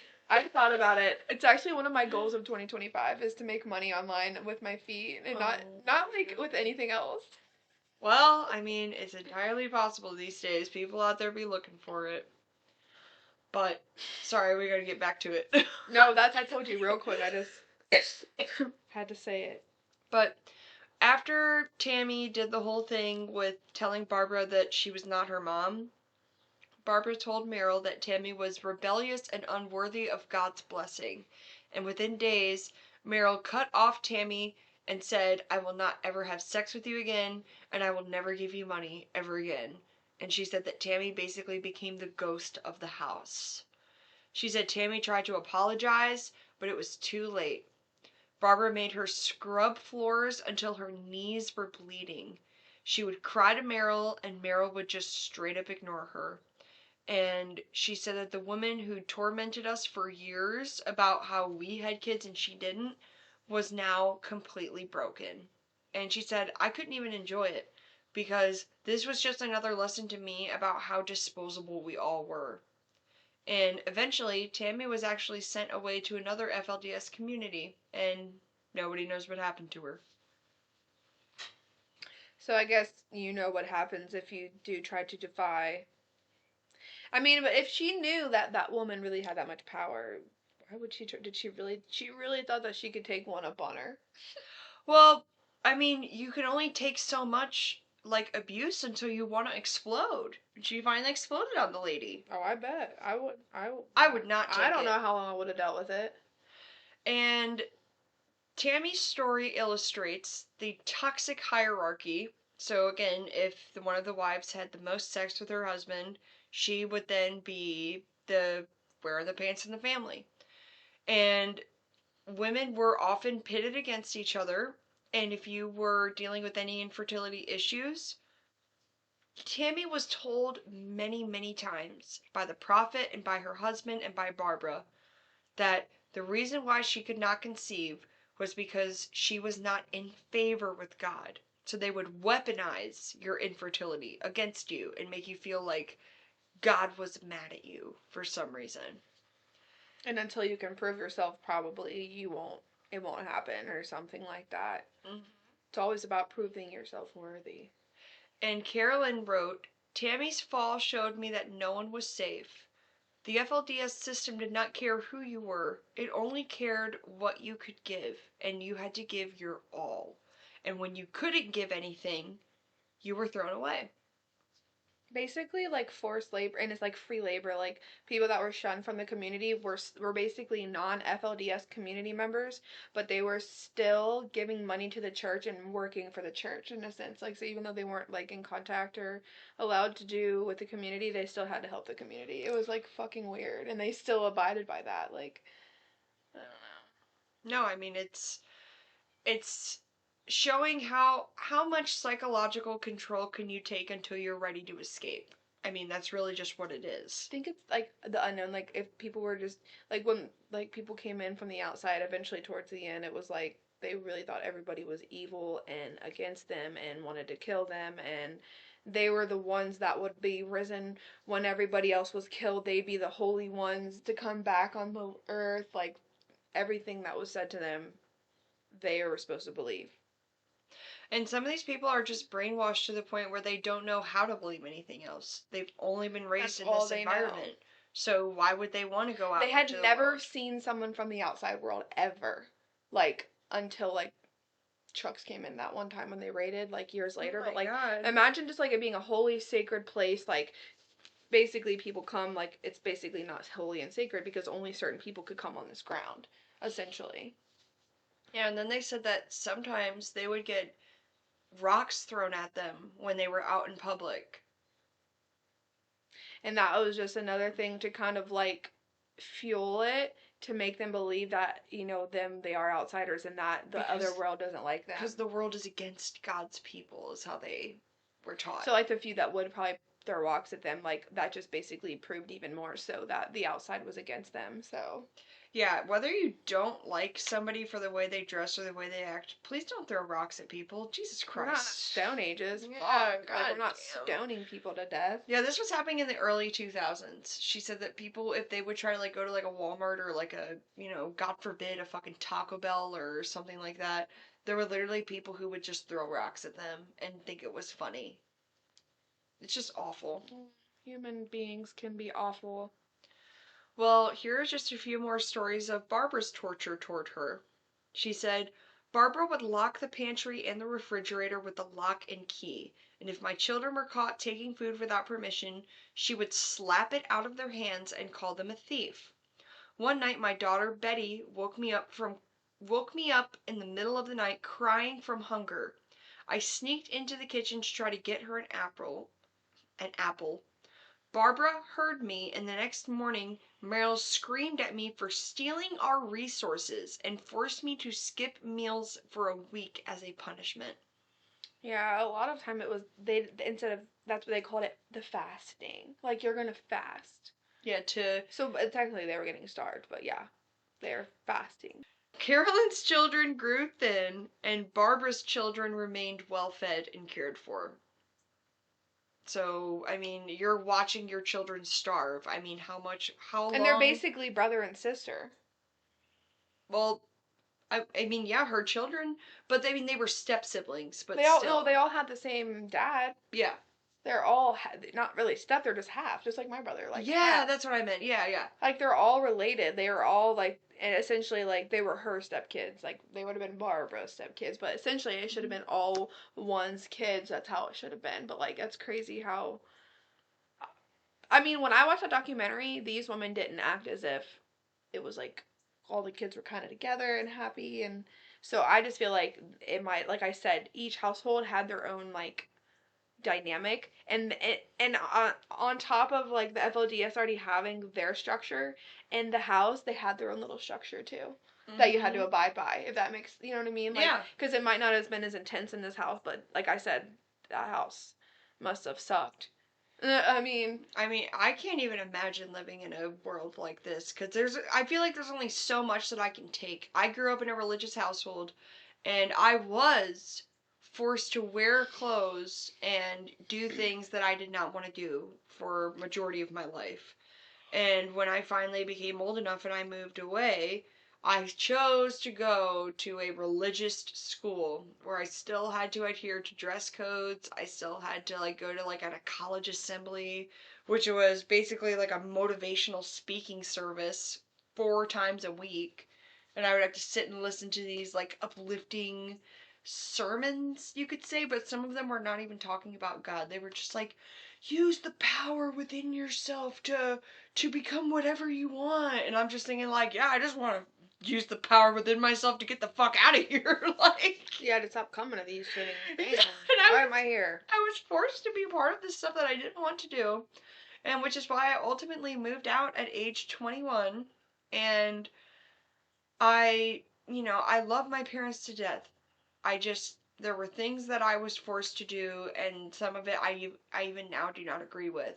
But at the time, I feel like my parents were doing the best that they could. They didn't know any better, and they have apologized to me profusely for those things. But, I couldn't even be part of a library book club because my parents were like, we don't know what books they're going to make you read.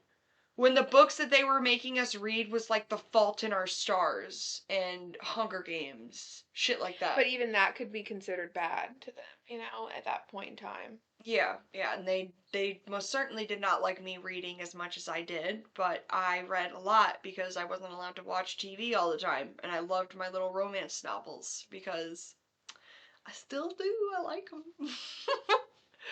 But when it comes to Carolyn's other endless tortures, Barbara would force Carolyn to do endless, grueling labor, and this meant when she was mad at Carolyn, she would make her do laundry for the entire family, and that in total was 56 people, 50 children, and 6 wives. Imagine having to do that much laundry. That took more than just one day. That took multiple days. And the laundry's never done. It's never done. So I already hate doing laundry for 3 people. I just laid out some and folded it and finally put some away after a couple weeks, and this basket's full. It's like once I got back from vacation, it's like an ongoing if I get back every fucking month. So I'm like, I hate folding clothes. Sometimes I hope that like Chopper does it. I don't ask him to do it, but if he ends up doing it because he feels like it, I ain't mad. You know, I actually just caught up on my laundry last night while I was watching movies and shit. It was so nice. I was folding last night whenever I was watching the thing, so I just eventually got tired and put the rest of it away that I folded and didn't want to finish putting away. Speaking of tired, I keep yawning. I'm not even tired. My body's just like restful sitting here. Yeah, when you sit around, it can make you tired. That's why we need to do a walking audio or like a walking podcast. I wish, man. If we're walking around with a giant microphone. No, we just use little tiny ones. Oh, true, yeah. But our phones would run out of storage real quick. Well, we would every time we would have to transfer it over. Oh, my brain. Went right out the window with that one. This is other things that Carolyn was forced to endure. Barbara manipulated Merril into believing that Carolyn was rebellious and she would face brutal punishments. She would say to Merril, Carolyn says that you're the weak prophet. You're the weakest prophet. She said, she's poisoning our children against us. One night he dragged me out of bed by my hair and threw me against the wall, screaming, I'll break you if it's the last thing that I do. Barbara was in the doorway, smirking. Carolyn realized that Barbara enjoyed watching her suffer. This is weird. I literally feel like I'm listening to Handmaid's Tale sometimes. I just feel like I'm listening to like a story and This is real like shit. like the evil stepmother type thing. No, this is exactly, yeah, this is the real evil stepmother that they're talking about. I mean, it's hard to get across, like, it's like the lady had nothing else better to do. She's so bored with her life, she's like... Well, she just didn't like the fact that her power could be usurped by another wife, so she would try to take over the power before, because... It was like, they would say in a lot of the documentaries, like, people were basically going out of their way to find dirt on somebody that way. Like, they could go tell, like, the prophet or whoever, like, dirt, that way that would one up them, and it would get them away from being something set upon them, because a lot of them were lies, made up stuff, just to, like, get one ahead. Like, it was like, who could be top? Well, this is also something that was causing Carolyn and Barbara to have this, like, major power struggle, which Carolyn didn't care about the power. She just wanted to be left alone and be at peace. But Barbara would do everything that she could to make Carolyn's life miserable. So one of the reasons why is because Barbara is the oldest wife, okay? So she's kind of close to Merril's age, which at this time, he was in his early 60s. Carolyn was in her early 20s.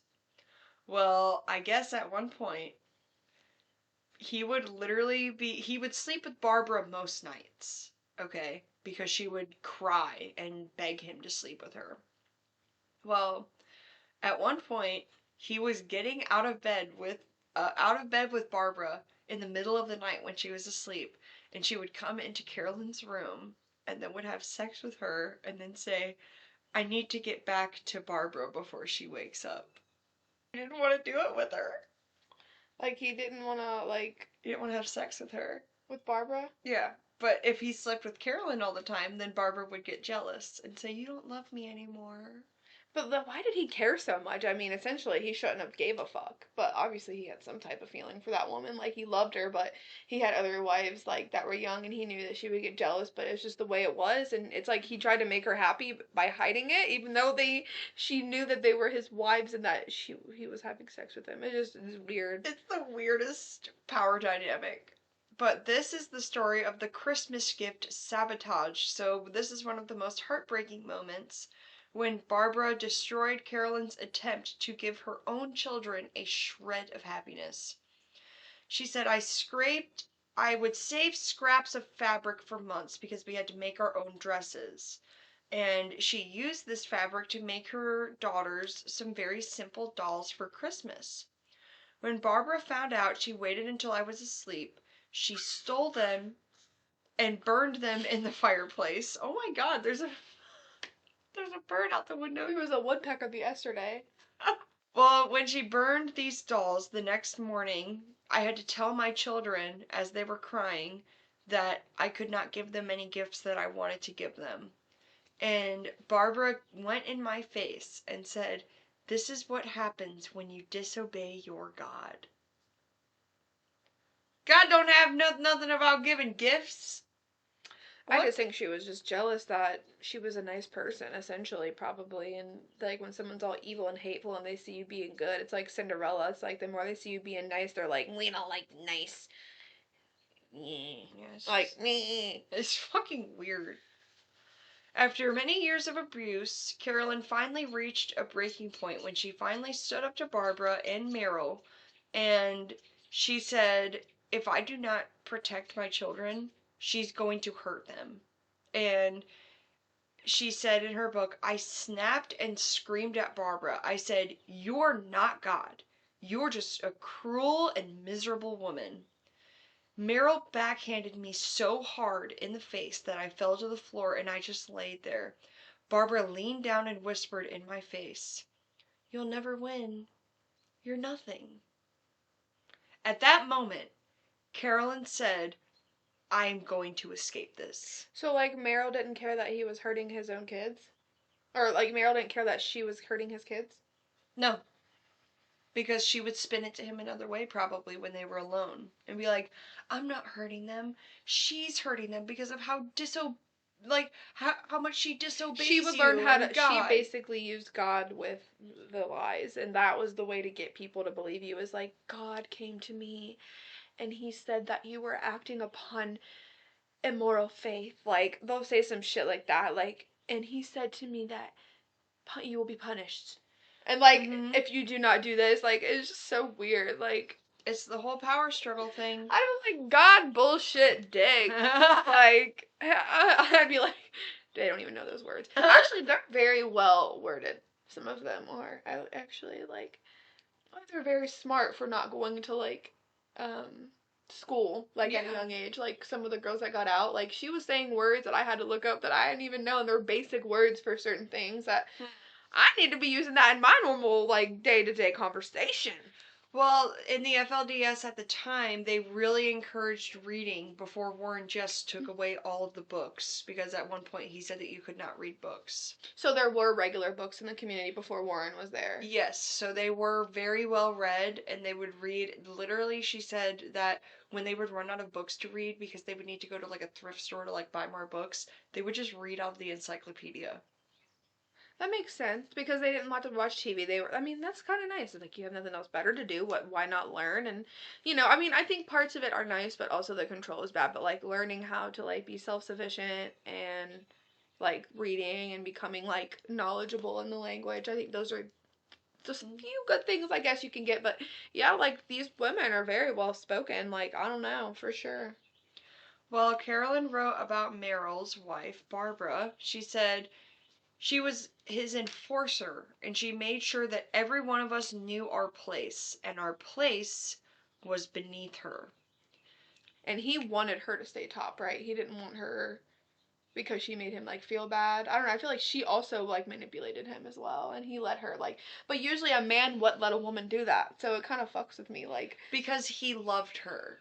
Probably more than the other wives. like 'Cause he had was spent actually the most time with her. and he literally actually married her to marry her, and then like he kind of probably had to go with the faith of the FLDS, and he was kind of probably encouraged to get more wives by other men, I'm assuming. No, because the prophet would appoint him another wife. And he didn't have really a choice. He didn't have a choice, no, because the prophet would say, "I got a revelation.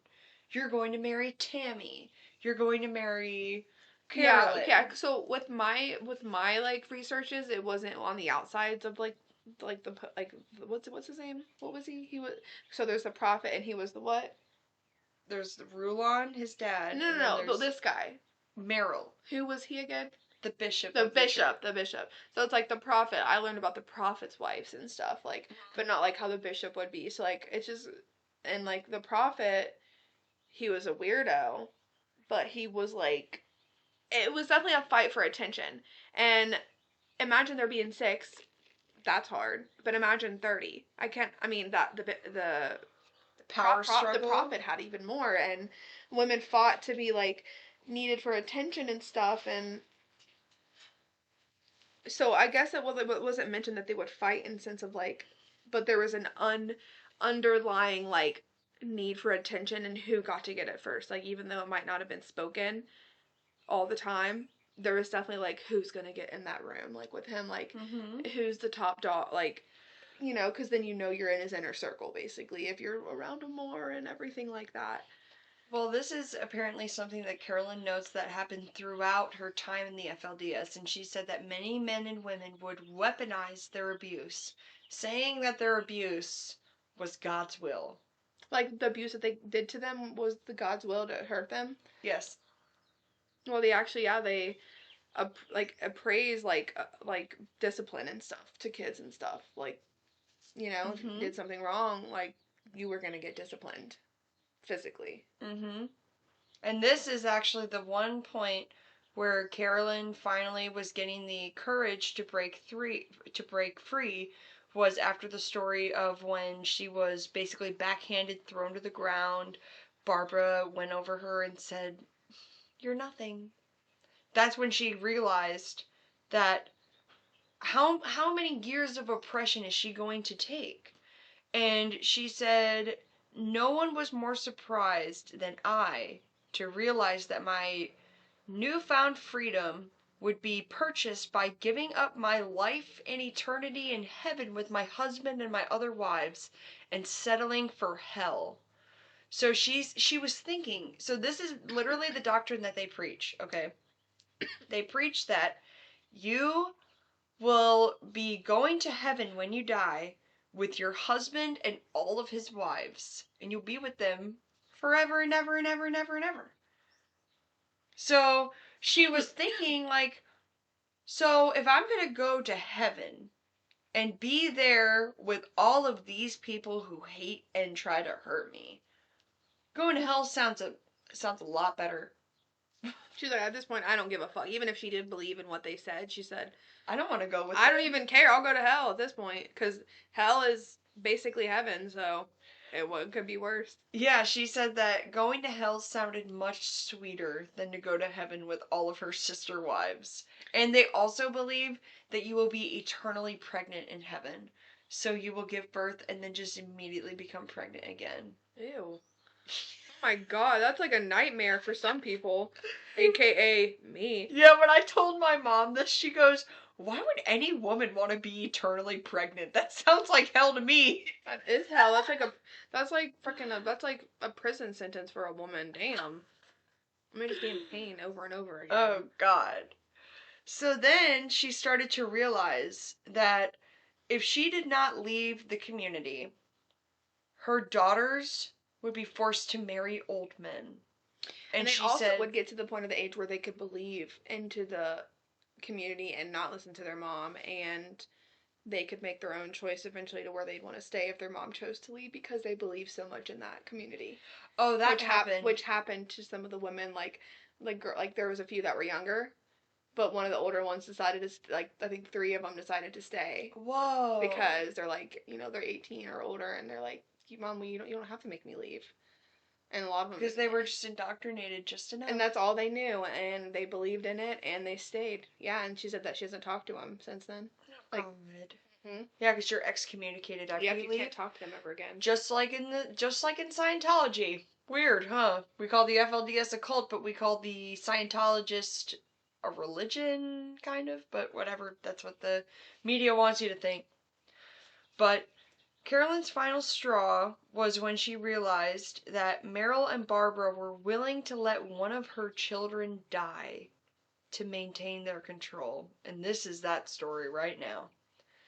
Carolyn had a pregnancy with her 7th son, Harrison. She had a very high-risk pregnancy due to placenta previa, which is a condition when the placenta covers the cervix, which basically causes you to hemorrhage, which means you can bleed into the point where you bleed out. Despite the clear danger, the FLDS leaders discouraged any medical intervention, saying that faith was more powerful over medicine. That God will do his will. Mm-hmm. And we do it with thee art thou. I'm just kidding. I'm like, fuck. Well, after her very traumatic birth with Harrison, when she nearly bled to death, Harrison has suffered lifelong disabilities. For years, doctors could not pinpoint what his condition was. Later, Carolyn learned that he had cerebral palsy due to oxygen deprivation during birth. Because, like, the blood was, like, suffocating him? He was not receiving enough blood and air. Yeah. So Harrison was born blue and lifeless. The placenta had ruptured, and he went too long without oxygen. Doctors said that he had brain damage. No one could tell how long or severe that his condition would be because they didn't know what his diagnosis was. Many years later, he got diagnosed with cerebral palsy. He had muscle stiffness. He very much struggled as a baby, and he faces lifelong challenges to this day. And in the FLDS, a woman could basically get pregnant almost less than a year after already conceiving because they didn't use birth control. And she tried to get birth control, but she wasn't able to get it, so she ended up getting pregnant again, despite having many high-risk pregnancies. And apparently Carolyn would throw up the entire time she was pregnant. She said that at one point she thought, am I allergic to being pregnant? Because every time I get pregnant, I get so sick and I lose so much weight. She said that she never gained any weight with her pregnancies. And after she got out of the FLDS with 8 kids, her normal weight was around 100 pounds. So she was just a tiny person in general, probably. Yeah, because she already had health issues herself and the pregnancies did not help with that. And she said that when she would get pregnant, she would get down to sometimes 80 pounds. Because she would be throwing up so much. That's not normal, too, for an older, like, someone her age, at least. In her 30s? Yeah. That's when she stopped having kids. So, apparently, she was very much pressured to conceive. And the FLDS said that if you did not have sex with your husband, then you were not submitting to them. And Merril Jessop wanted to have the most children that he could have to increase his status within the FLDS. Yeah, the more kids you had, the more you were. And women did not have the right to refuse sex or they were seen as rebellious. And she said that after her very high-risk pregnancy with Harrison, she said, I knew another pregnancy could kill me, but Merril didn't care. To him, I was just another vessel to bear children. He said, the prophet said women who resisted childbirth were in rebellion against God. I was terrified because refusing was not an option. And after Harrison, each pregnancy that I had, which she only had one more, she would pray that she would not bleed to death. And Merril said to his children and his other wives, the reason why this is happening to you, her having a sick child, is because of your rebellion to your priesthood head. Because during the point in her marriage when Merril became very violent and hit her and threw her to the floor, she said that she would not have sex with him again. And she didn't know that at that time she was pregnant. So for almost a year, she refused any physical contact with him. And at one point, while she was laying in bed with him and Harrison, her son, her 7th baby, was laying in between them, he muttered in the bed, Carolyn, if you want me to get close to you, then you're going to have to move that baby. She said, I'm too tired, and then turned over and drifted off to sleep. And in that morning, he was throwing things around the room, basically throwing a tantrum because she wouldn't have sex with him. At that point, he cut her off from having any money at all and said that she could not even have the money to get her children shoes or food. And he said the only way that he would give her money again is if she had sex with him. Oh my God. Yeah. So then she caved in and ended up having to have sex with him, got pregnant again against her will because she had to do what he wanted. Yeah, in order to live, obviously, and have her children fed and whatnot. Yeah, apparently one of her daughters, Betty, which Betty was Merril's favorite daughter, by the way. Betty fell severely ill and had a high fever and had difficulty breathing one night, and Carolyn begged Merril, please let us take her to a doctor. Barbara intervened, and she said doctors are for the weak. If God wants her to live, then she will. And then Merril agreed with her. So then she held Betty all night while she was wheezing and could barely breathe. She said, I thought she was going to die. That's when I understood. They will sacrifice my children without a second thought and just move on. Carolyn secretly took Betty to a clinic the next day, and she was diagnosed with pneumonia and given antibiotics.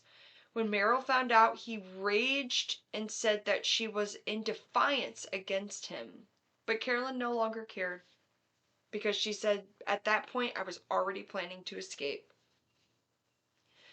Harrison's disabilities made Carolyn question the FLDS teachings, especially when the community dismissed his needs, saying that if he dies, it will be God's will. She had to fight to get him any proper medical care, and she realized that if she stayed, that her son Harrison would most likely die, because there were many times where Merril would refuse an ambulance for Harrison when he had trouble breathing or eating or sleeping or broke out in rashes and had fevers. He would literally not allow them to go on an ambulance, so she had to call her parents and say, I need you to help take my son to the hospital or he's going to die. And they were part of the community too? Yep. But why would they do it? They did just because they didn't want their grandson to die. Oh, I mean, you'd think they'd get in trouble for doing that, though. They did, but they did it anyway. Hmm. And this is the night when she decided to run. She said she looked at her 8 children and had the realization, if I stay, some of them are not going to survive. Either Barbara would break them or Merril would marry them off to old men, and their spirits would be crushed forever, and I had to leave even if it kills me. The night she escaped, she said, I took nothing but my kids and a prayer. Escaping the FLDS cult was extremely dangerous, and if caught, Carolyn could be forced to return, beaten, or even killed under Warren Jeff's rule. This was her plan. She was going to steal $200 cash from Merril's office, which would be the only money she would have. She packed only essentials in a garbage bag, many garbage bags actually, of diapers, changes of clothes, and her kids' birth certificates that Merril had hidden for many years. And she waited one night while Merril and Barbara were at a church meeting. She said, I loaded my kids into our old van. My hands shook so badly that I could barely turn the key, and if we were caught, I would lose everything, and if we stayed, we would all lose our souls. She drove through the night to a women's shelter in Salt Lake City, terrified the entire way that Merril would end up finding her and following her or sending people to follow her. When we crossed into Salt Lake, my oldest son Arthur whispered, Are we safe now? To be honest, I didn't know, and for the first time in my life, I finally had hope, and the shelter helped her contact law enforcement to file for custody to begin the legal battle to keep her children away from Merril. But Merril and Barbara retaliated, and she said that they hunted us like animals. The FLDS did not let go easily, and this is to anybody who escaped. Merril and Barbara mobilized resources to track her down. And days after escaping, Merril called Carolyn where she was at, somehow getting the number, and saying, You're not destroying our family. You're destroying me. come home and I'll forgive you. She said, no. Then his voice turned cold and said, if you don't, you will regret it. And then Barbara got on the phone and said, you'll never win. We'll take your kids back because they're our kids. Yeah. It's literally like Handmaid's Tale, and like obviously like not the polygamy thing, because like if you've ever seen this show, it just the new season came out. I'm so excited. But like literally the handmaids have to have sex with the man of the house, and the woman of the house, basically they end up being her children. And but essentially the baby just gets taken from you. You don't even get to, it's a little like you don't even get to take care of the kid. Like it's not your kid. You get to watch the kid grow up, take care of the kid, but it's the woman of the house's kid. I mean, and you are just to bear these multiple children for them. Oh my god. It's kind of the same concept. It's similar, and it's just weird.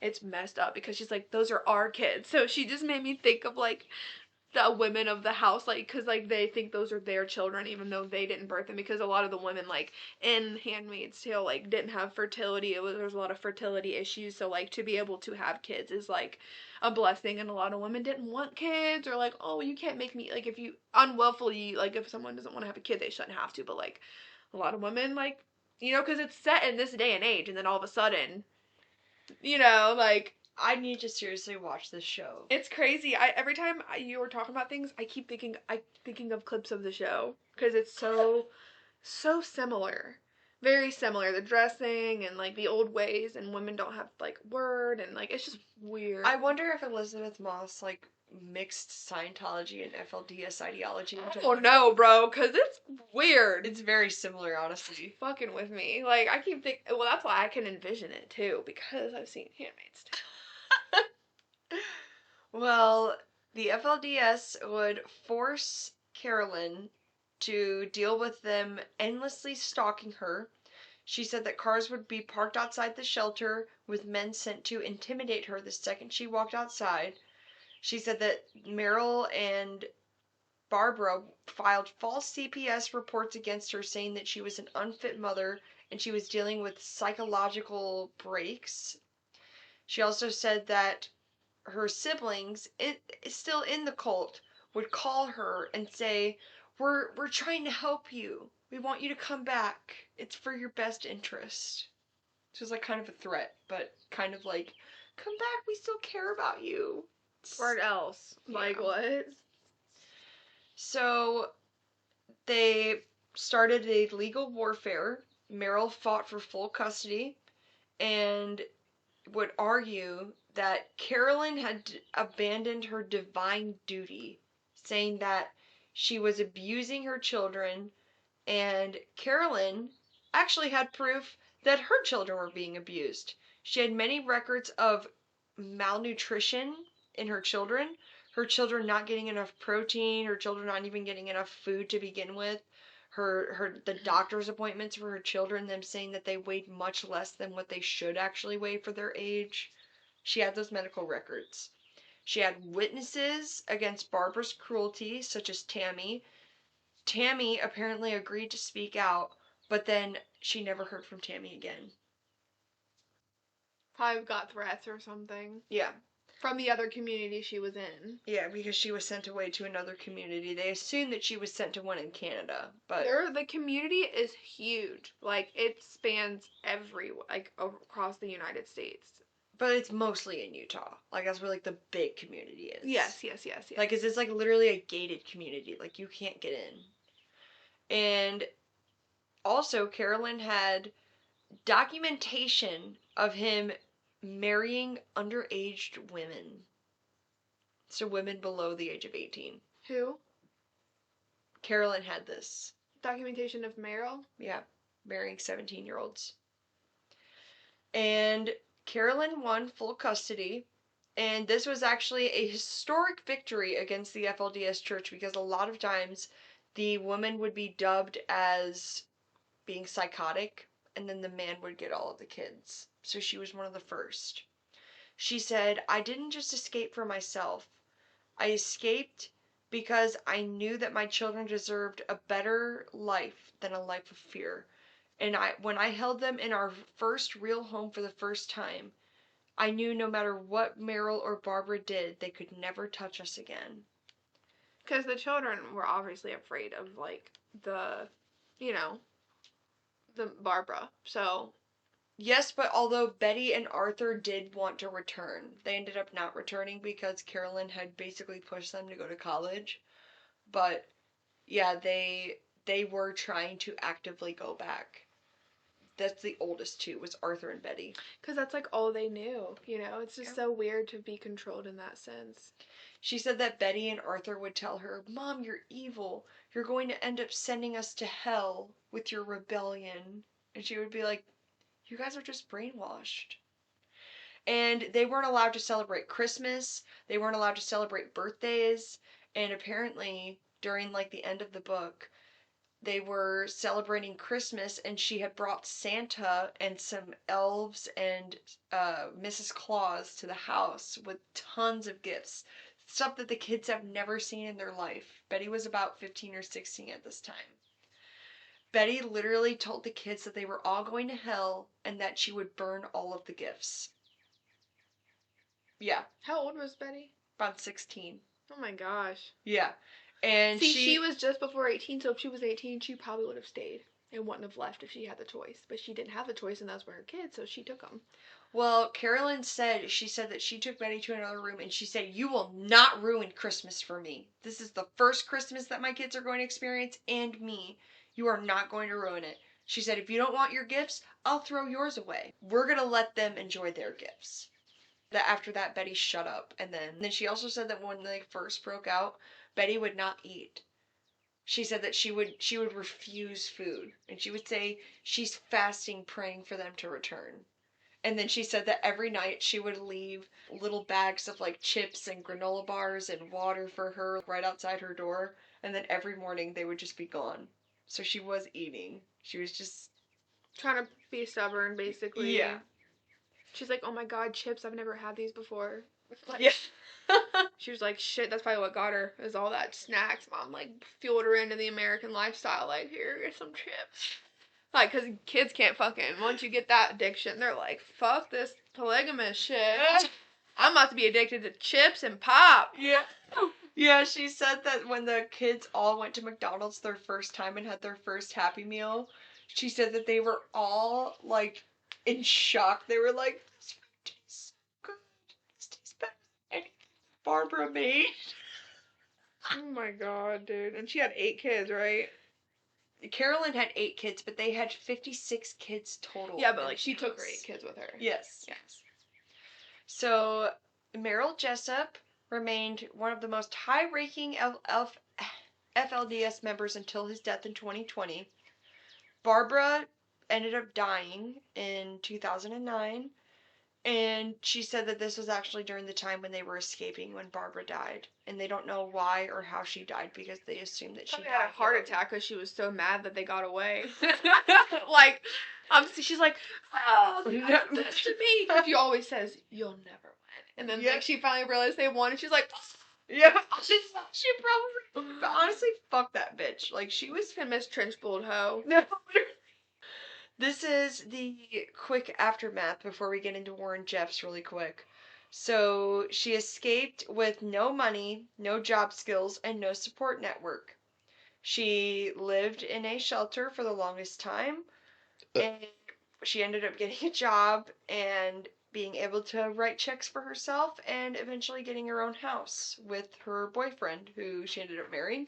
And her boyfriend was actually a substitute teacher who was at her college, who went to Harvard. He had 2 kids of his own. They were both married for 18 years and both got a divorce during the same month. Huh. So she ended up marrying some smart motherfucker, and she said that he was hot and he had muscles. That's so funny. She's like, "At least I got to choose a man I wanted to be with." Yeah, she said that that was the first time that she had ever experienced love in her life. And the way that he got her number was so funny. So he apparently, at the end of a class day, he goes, "I need everybody's numbers and emails so I can send you a study guide." Apparently, used her number to contact her when she was like walking down to her car from the campus. And he stopped her and said, "Hey, I would love to get dinner with you tonight." He wasn't much older than her? No, they're around the same age. And she said that once they got in the car, "So do you have any kids?" Mind you, she's around 100 pounds, so she's very petite. And she said, "Yeah, I have 8. She said that he started wheezing like he couldn't breathe. And he put his hand to his chest and was like, "8 kids? You're lying." She said, "No, I really have 8 kids." She showed him a picture on her phone and he was like, "Oh my god, I thought you were lying to me." I thought you were trying to be funny. Hey, and that's not even a lot in their community. No. But she said that that was the icebreaker that basically allowed them to laugh through it, and he ended up accepting all of her kids, and I don't know if they're still together to this day. I can't find any pictures of him online, but she literally describes him as tall and muscular. You can't even find them on the internet anyway? No, I can't find pictures of her and her husband, no. Or just in general, like... She doesn't say what his name is. I think she only says his first name, actually, in the book. Maybe it's not even his name. It might not be, but, I mean, she said for, like, privacy purposes, probably. Maybe, yeah. But she doesn't have any type of social media? She's not on Instagram. But, oh my god, I actually followed one of the Jessops. One of his daughters, Lydia Jessop, is actually out of the cult now. And she's on TikTok. And she actually liked several of my posts while I was reading this book. Not believe it. That's crazy. Yeah. But she escaped out of there too, though? Was she, like, making a joke about herself when she was doing that? Yeah. She's my favorite song when I look like this. Oh my god. I love it. At least she's a part of the community. She tried to do the FLDS hairstyle. She says, "Yep, I still got it." Oh my god. But that's them now. She's a scuppet. The ones that I, like, learned that left FLDS went back to the Mormon church. Yeah. That I heard. They went back. They're probably, like, still the similar faith practices, but just not the polygamy part and the whole fucked up part. Because that's what essentially dropped off back then. And there's people that wanted to continue that. And, you know. Yeah. That's crazy. It's like an extra branch within the Mormon. No, I'm... What? What? Oliver licking. Oh my god, I thought there was something on my face. No, it's like the sound of my dog licking his... Who knows what he was licking. It's like, just... Ew. She was looking at me and she was like, "Ew." And I was like... face, I was like... Oh, I didn't even think you were thinking... I'm like, ew. I'm like... No, fucking Oliver. Oliver's fucking nasty. What is he licking? Oh my god, also, I have to say this right now before I forget. Apparently we have more male listeners than we do females, which I find kind of hilarious. We really How do you know that? Because on YouTube and on Spotify it tells you whether your listener's like male, female, or non-binary. We have literally top male listeners. So to all the men out there listening to us bullshit for like 2 hours or more, I fucking love you guys. Thank you. You want to dress like me, walk like me, talk like me. I was like, damn, I would have thought you want to be like me, pee like me, eat like me. Shit, he want to see like me. I just thought that was so funny. We resonate with the men. So it's like a girl that has boobs, obviously, and then can be like one of the bros. You feel like we could be like a man, but we're a woman. But we resonate with you. We resonate. Oh my god, we resonate with you. God dang. Just like that Britney Spears song. I'm a girl, not yet a woman. Just turn it around, and be like, I'm a man, but yet a woman. Two. Yeah. Well, thank you to everybody that listens to us. Yeah, seriously, men and women and non-binary. And I hope more women can resonate. Because we will start being more in tune with psychological things for you to know about yourself. Yeah, we're about to do a whole chakra episode starting next week. It's the boys with this next one, but... That's why we're going to alternate, which we'll talk about it. Or boys to men. Yeah, so we are going to be starting a series about balancing your chakras, actually. And we're going to be asking each other very personal questions, okay? And if you're a man and you can't handle that, then you might want to skip those episodes. But it's going to be a very fun journey. So if you do want to be a part of it, then stick around for next week's episode. It's gonna be pretty fun. Now we're going to get into very quickly.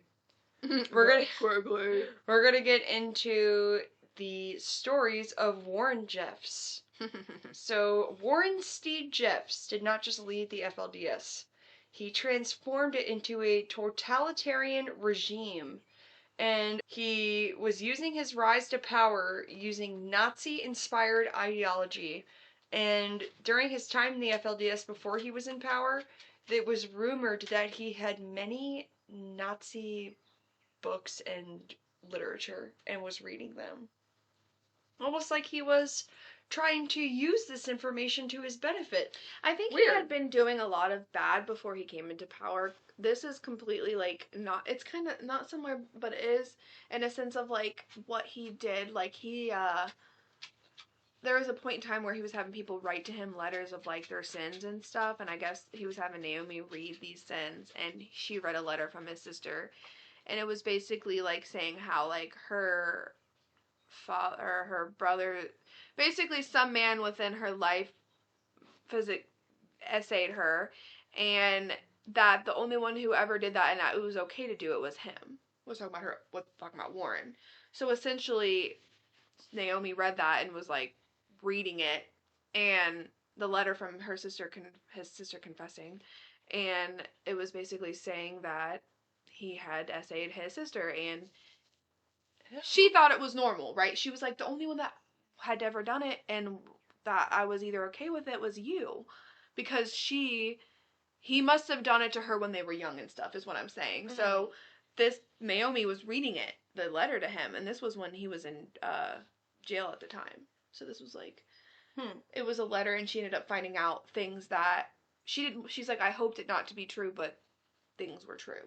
So she didn't want to believe it, but she started to find out more things about him. So, I mean, he had been doing bad, obviously, way long before he was even the prophet. On top of reading bad books and learning that kind of stuff, he was doing things to his sisters. Yeah, he was obviously learning this information for a reason, to use to his benefit. Yeah, but, and he also, like, was around his father a lot, and he used that to his benefit, and he didn't let anyone around, which amazed me how people even allowed that. He's like, you cannot speak to him unless it's, like, I'm around, which is, like, how did the older, more in seniority men even allow him? If it were me, I'd be like, no, we're speaking to him, push through type of thing. Like, literally, they listen to him. I don't know. Well, when you're a narcissist, you're really good at forcing your control on people, whether they like it or not. And Warren Jeffs, which, just to reiterate, he is the son of Rulon Jeffs, the previous FLDS He's like prophet. The 17th son. Let's just keep that in mind. He is not like he was not in line to become the next prophet. But he was the favorite son. So Warren took over in the late 1990s, and Warren is known as a very soft-spoken but calculating man. And he basically began isolating his father. So he moved his father to a remote compound, cutting off all access to other church leaders. So that was one way how he started seizing control.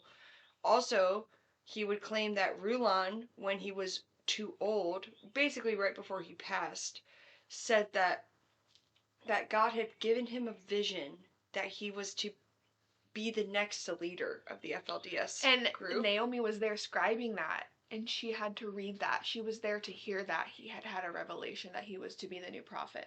Oh my God. So, like, everything that he wrote, or everything that he did in his life, he had somebody write it.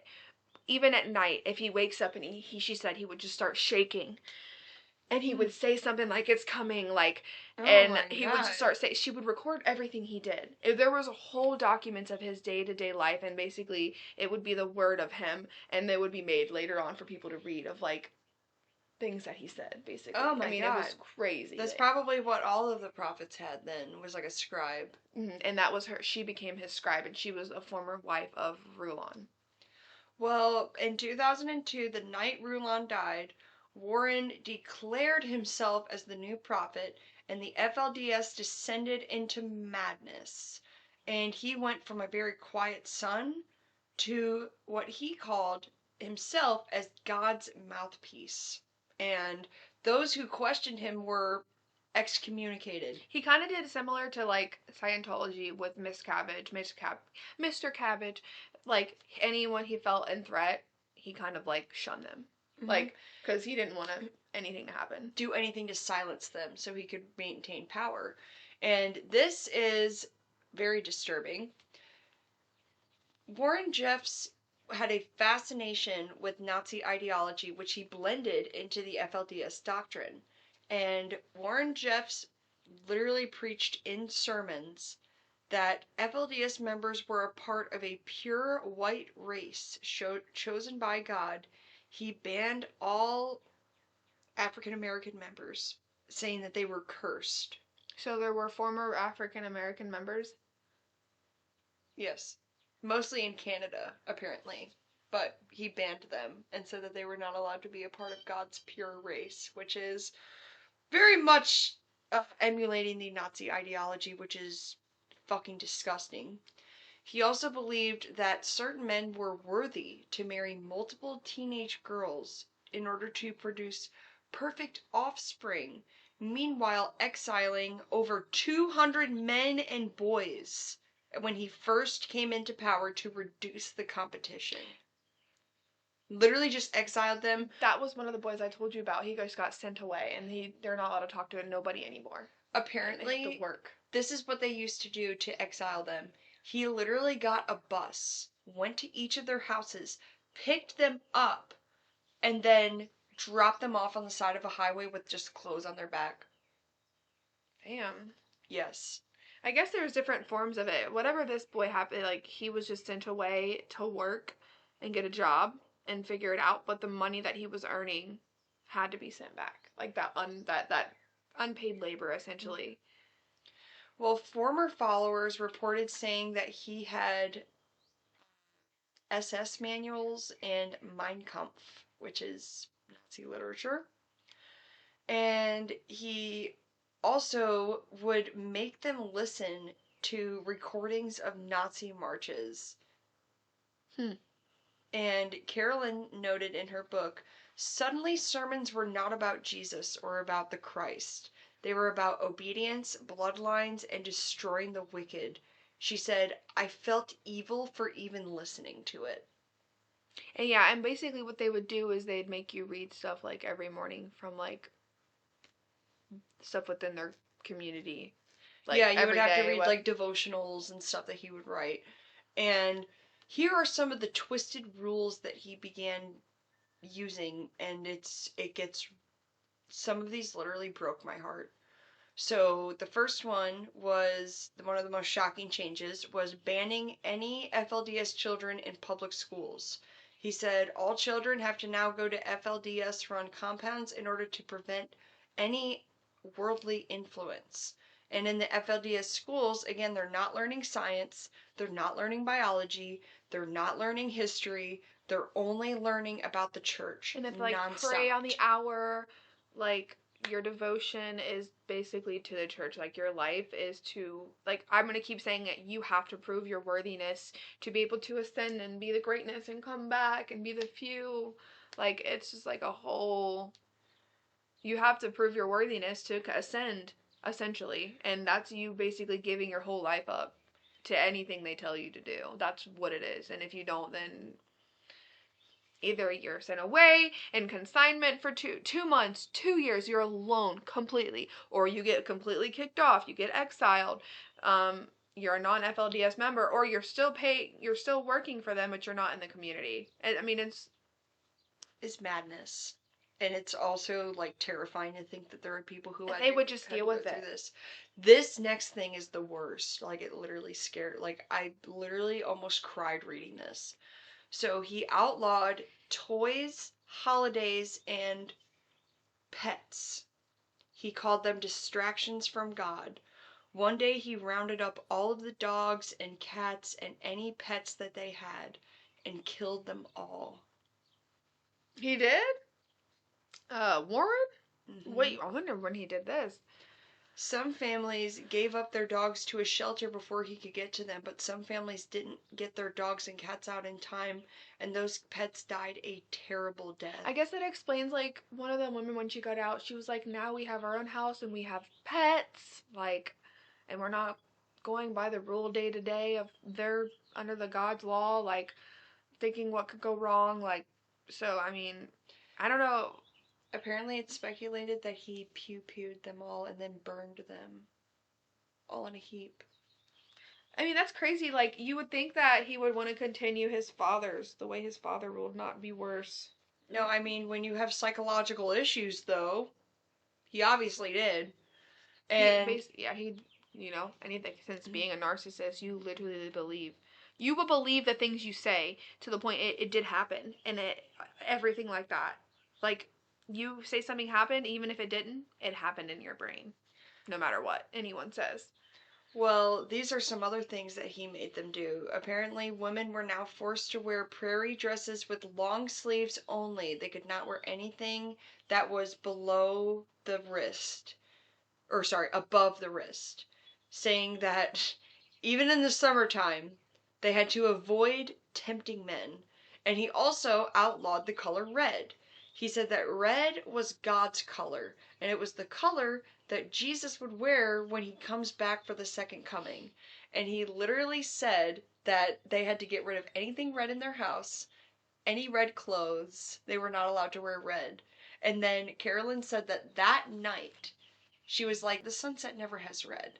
But she said that night there was a red presence in the sky. And she goes, if God doesn't want us to wear red, then why does he put it in the sky?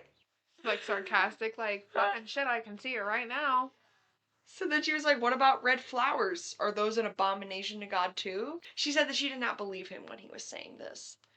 And he also started mass relocations. He would take wives and children away from their fathers and would give them to another family as a power move, and this would break the husband and ultimately force them to leave the FLDS because they would have nothing. Yeah, and if a woman got sent away, she was supposed to leave the children to the family, and if she were to get banned. Well, then it gets even worse. This is the most disturbing thing of this entire thing. I thought. It literally made me want to cry. And she said that he claimed in order to repent of certain sins such as adultery, which adultery could also be looking at like a pornography website or reading a suggestive romantic novel, literally could be seen as adultery, or trying to escape and getting caught. He said that the only way to repent of those sins was by blood atonement. One day he rounded up all of the children and parents after a Sunday morning church service, and he took a cow and started cutting it off by the head. And the families and children started screaming in shock. The cow was screaming so loud it sounded like a woman's screams, is what Carolyn noted in her book. She said many mothers and children had to walk away during this violent act, and she said it was the most horrifying thing that she ever had to witness in her life. He just killed a cow right in front of everybody? He was cutting its head off. That's what I know. Alive. But, like, what? Yeah, he said that was what blood atonement was. That's horrifying. That's so weird. That doesn't even... Is it just, like, to scare them into hearing the scream of the cow? Basically doing a power move. If you do this one sin, then you're forcing this animal to... Yeah. It's fucking gross. No. I mean, a lot of these women, like, really thought that... Or people in the community thought that whatever bad happened was their fault. Like, they truly were manipulated. Like, everything that happened to them at the very end, they always believed, like, what did I do wrong? Like, what could I have done differently? It's just, like, I don't know, the manipulation. Holy fuck. Jeff's most infamous act of marrying was when he was marrying children under the age of 18. He married many underage children, including girls as old as 12 and 15 years old. Her name was Marianne, the 12-year-old, and then the 14-year-old was, like, Vita, and she had a baby, but supposedly she really wanted the baby, and this was the manipulation. She's like, I wanted the baby. I just wish he wasn't in trouble, because there was two main lawsuits, which was against for her and then Marion, which was the 12-year-old girl. There was pictures of them kissing and shit. Like, yeah, and then there was like a real audio recording of like when they first got married. And essentially that's what started him to get convicted. And well, actually, what even tipped them off was a fake call. This lady that made fake calls about some girl that was like being like basically essayed by someone, and that was never ended up a person, but they ended up going in the temple that was built in Texas, and they found all these files of basically all of the scribes' notes of the priesthoods of like the day to day, basically giving them information about children being married off 18 and under, being married to men that were 15 years and older, basically giving them so much more evidence than they ever could have anticipated. Like, they didn't even go in thinking that they were just looking for a girl. And they go in and they found over 700 things of like paper, like written everything, because they document everything. They documented everything on paper, the FLDS did. So essentially that's what got Warren deeper into it. But I mean, that the two little girls though were the two big cases at the end. That's what he was tried for. Well, this is also something that he was doing during the time when he was marrying all these young girls. He would also be exiling over 1,000 teenage boys on the side of highways to eliminate any competition. When they were getting bigger and like older and stuff. Yeah. And apparently... It's like a lion, like a man lion. Like, once the males are older, they kick them out of the tribe. So they don't take over. Well, apparently Carolyn wrote in her book, mothers were hiding their daughters during placement meetings because Warren would point at a girl younger than the age of 18 and would say, "You're mine now." Like, God revealed to me that you need to be married to me. Yeah, she said that it was basically a hunting party, the placement meeting, so he could get as many wives as possible. And then also, this is some real fucked up shit. Apparently, when a man dies, all of the wives are given to another man. And all of Rulon's wives, which he had over 30, were given to Rulon. To Warren. Sorry. Yeah, that's what I meant. I know. Yeah, so he knew that too. That's why he, like I said earlier, he was basically giving Rulon marriages that he didn't even ask for, because he was no longer the prophet at this point. So he was like, well, he was, but he wasn't. Like, he was coming into being, so he was giving him these wives. That way he was getting him ready to have those wives whenever he passed. Which is messed up. And here are some of the messed up things that he was doing when I talk about Warren Jeffs. So Warren Jeffs would claim that God spoke to him through a wooden box where members submitted prayer requests, and he would answer them in sermons, just conning people. You know, he would be like, God has answered your prayer of so-and-so wanting to be healed of their illness. Just using this prayer box. He really knew how to talk, dude. All of the, like, audio clips I heard of him, boy, that man really knew how to bullshit, dude. Like, I heard so many, like, audio clips of him talking. It's kind of funny. Like, Well, apparently he also had many meltdowns where he would hysterically start collapsing on the ground when, quote unquote, Satan was in the room. And he would twitch and then blame everyone in the congregation for downing him and saying, this is just prophecy. But when in reality he was probably having like some mental illness. When you're twitching and falling to the ground and saying, Satan is in the room. He even did that one smaller twitches whenever God was telling him something, like he having a revelation. Oh, God. He also used $1 million to build a luxury compound in Texas. This is what I've been talking about, the El Padro compound in Texas. Like, literally build a huge-ass temple, like, not hundreds, but, like, a bunch of log cabin houses, like, and only the best FLD community members were able to come to this community, and he left behind a lot of people, and, like, people were waiting to be considered good enough to come to this one, because you were still in the community, but you were like the lesser, the outcast, like not as good, and you had to do stuff to prove your goodness. And that's where I go back to that one girl who kept saying she wanted to go so badly, and she was like, what can I do, and she said that she lost weight, and then she finally got to come over to the ranch. Oh my God. So she's like, oh, I guess me losing weight is what I needed to do. So a lot of people were trying so hard to get over to this ranch in Texas. And also the reason why they believe that he went to the sanctuary and built this was because Texas was one of the only states that allowed marriage with parental consent at the age of 14. Ew. But at the end of it, in all the court systems, these were never legally married by a real person, since he was the one doing the appointing, and he wasn't an actual marriage, like, licensed. He wasn't licensed to be doing these marriages. So in the end, they were not lawful, and they were considered bad. So because they were not real marriages. So Well, apparently, Jeffs also excommunicated all of his brothers for questioning him and took all of their wives and children and actually married some of them, the children. And Carolyn wrote, when he kicked out my friend's husband and reassigned her to a stranger in the middle of the night, she said, that's when I knew this was not God's work. And this is kind of the key moments of his downfall. In 2006, he was placed on the FBI's 10 Most Wanted list. For a long time. In 2007, he was arrested at a traffic stop where they found $54,000 in cash and multiple disguises. It was in Vegas. Yeah, and a letter calling himself God's slave.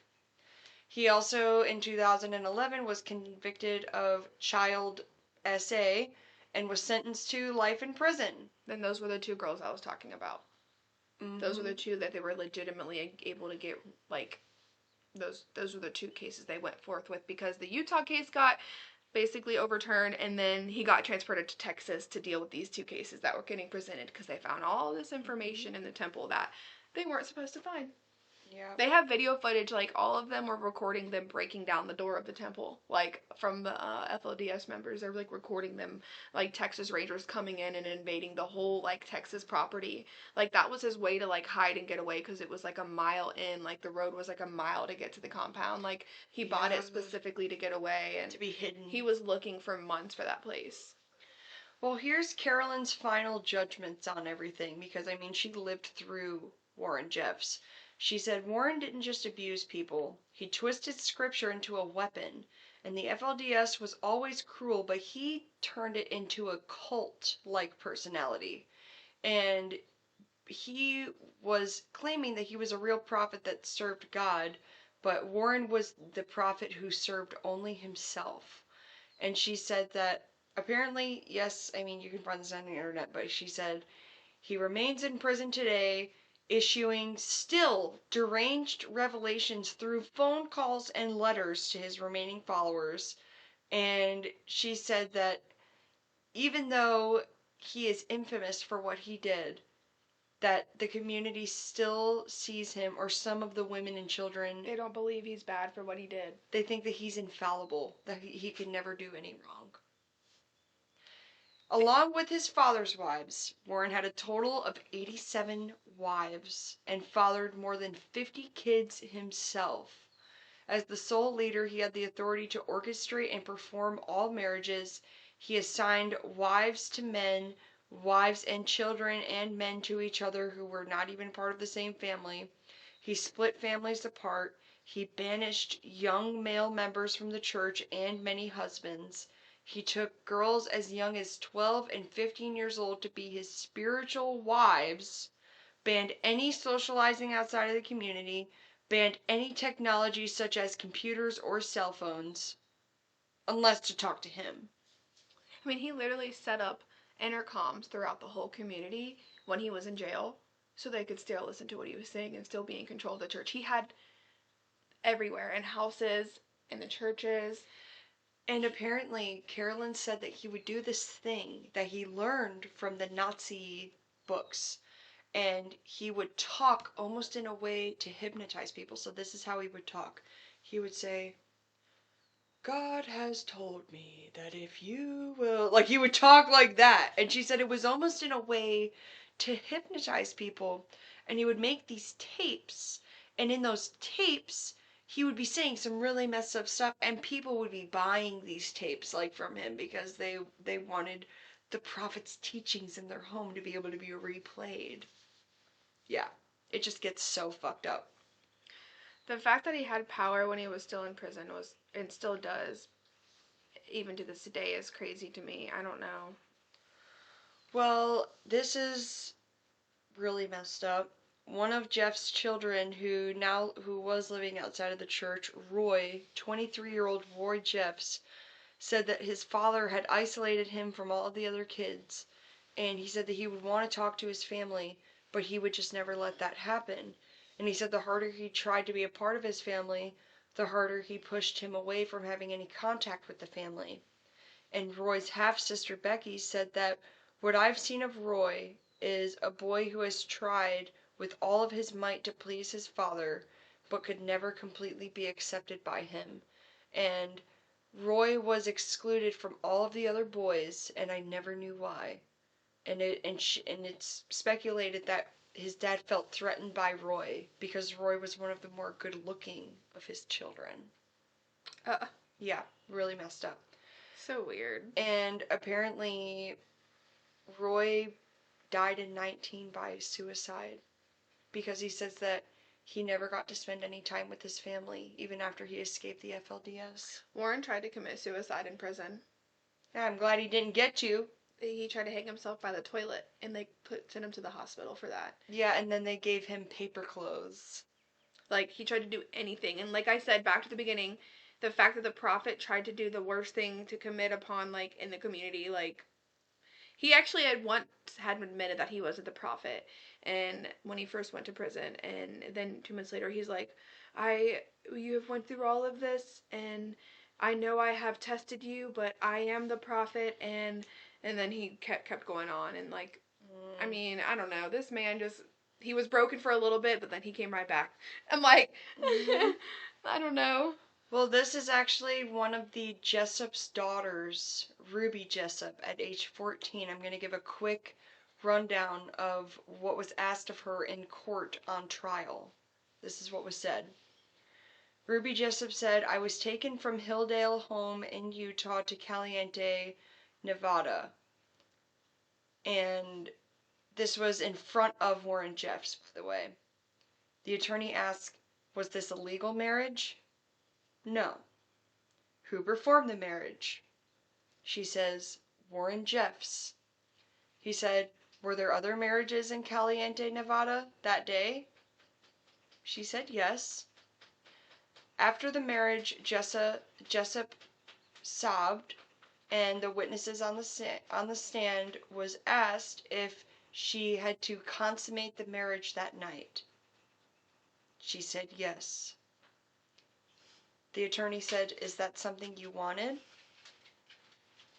She said no, and then she cried.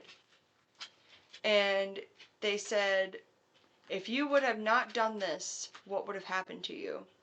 She said, I was threatened to not be able to talk to my mother and that I would be kicked out and have my future children taken from me. And that's kind of the gist of what happened. But that's really messed up that a 14-year-old had to deal with that. That's horrifying. She testified against him, though. Yeah. And in several other recordings, Warren Jeffs was shown to have had relations with a 12-year-old. He said that he would tell all of his wives to fulfill the law of Sarah, which was also to have several wives having intercourse with him at one time. When he was in jail, he made them make a video of them doing it like that, and bring it to him and let him watch it.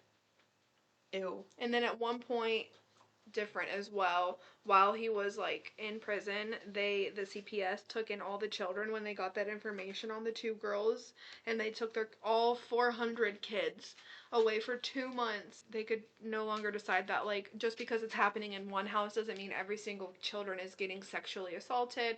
But it was obvious that, like, children, like 14-year-old girls had babies, and that was the proof. Like, everything was just showing, but they really couldn't keep them after a while because, I mean, I don't know, I mean, I don't really get why they had to let them all go, but they had no reason to keep them, basically, because they weren't going to get put in any better situation. 400 kids were taken all at once. Oh, I mean, that's God. insane off a compound whenever, I don't know. Warren Jeffs would audio record certain things that he did, and apparently at one point, in a prayer circle of 8 women, he asked them to unclothe themselves and said, smile, because then God will shine down upon you. And one at a time, he would tell them to like kneel and humble themselves while reading prayers to them, and every prayer he would finish, they would all have to respond in unison and say, Amen. Yeah. While naked. Yeah. And that these were the circle of wives that, like, you know, that were, they wanted to be essentially because they got more. Yeah, it just also gets so fucked up, but we will we're going to kind of end it here. I mean, you already know that in 2004 that he was raided. 2005 he sexually assaulted many minors and was charged for accomplice to rape. He went on a manhunt for nearly 2 years from the FBI. In 2006 was stopped at a traffic stop near Las Vegas, where again he was in a red Cadillac Escalade, which, you know, red is God's color, but whatever. His brother was driving, and basically what led him to getting caught was he was nervously eating a salad. Supposedly is what Naomi said. He was just like frantically eating, and the cops like, why are you acting weird? And then more cops came in. Boom. I'm glad too. In 2007 he was convicted as accomplice to RAPE, and in 2011 was sentenced to life in prison. No possibility of parole, thank God. And now we reach the conclusion. So the story of Carolyn Jessop shows her courage to escape the FLDS community, to reclaim her life, and to speak out against the tyranny of Warren Jeffs and the FLDS community. She is very inspiring for what she has endured, but I mean, she experiences a lot of PTSD, she says, to this day, which she said is very hard for her to maintain any online presence because of her PTSD. So that was one thing that I read at the end of the book. They said, do you think that you're going to become an influencer and all of this stuff? And she goes, I don't want to influence anybody. I just want to live my life. Warren Jeffs may still exert influence from prison, and every survivor who finds their voice becomes another inspiration about how the FLDS community is still ruining men and women's lives today. Warren Jeffs is a problem and the symptom of a problem when people become too intoxicated with power. And the downfall of his tyrannical influence shows that the people who do escape are brave, and the ones who stay silent may be experiencing a lot of the things that Carolyn experienced in her path to freedom. And she thought that, you know, in her younger days that freedom was impossible. Oh. But she learned that no matter what, you can escape. And so to anyone who feels trapped, you are not alone, and your life is worth fighting for. And Carolyn Jessop escaped, but she shows her light to many others who also feel the need to escape from a very controlling religious environment. So, however suffocating your circumstances may feel, remember that any small act of defiance, whether it's keeping a journal, confiding in a trusted friend, going to therapy, or just quietly planning your exit, can be your foundation to freedom.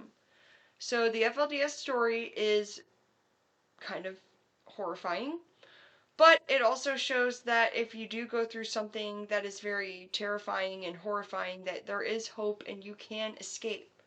So wherever you are, whatever you're facing, remember that there's always hope, and the door to freedom is a lot closer than you think. You just gotta start taking steps. If you enjoyed this episode, this is the last cult that we're going to be doing for a minute.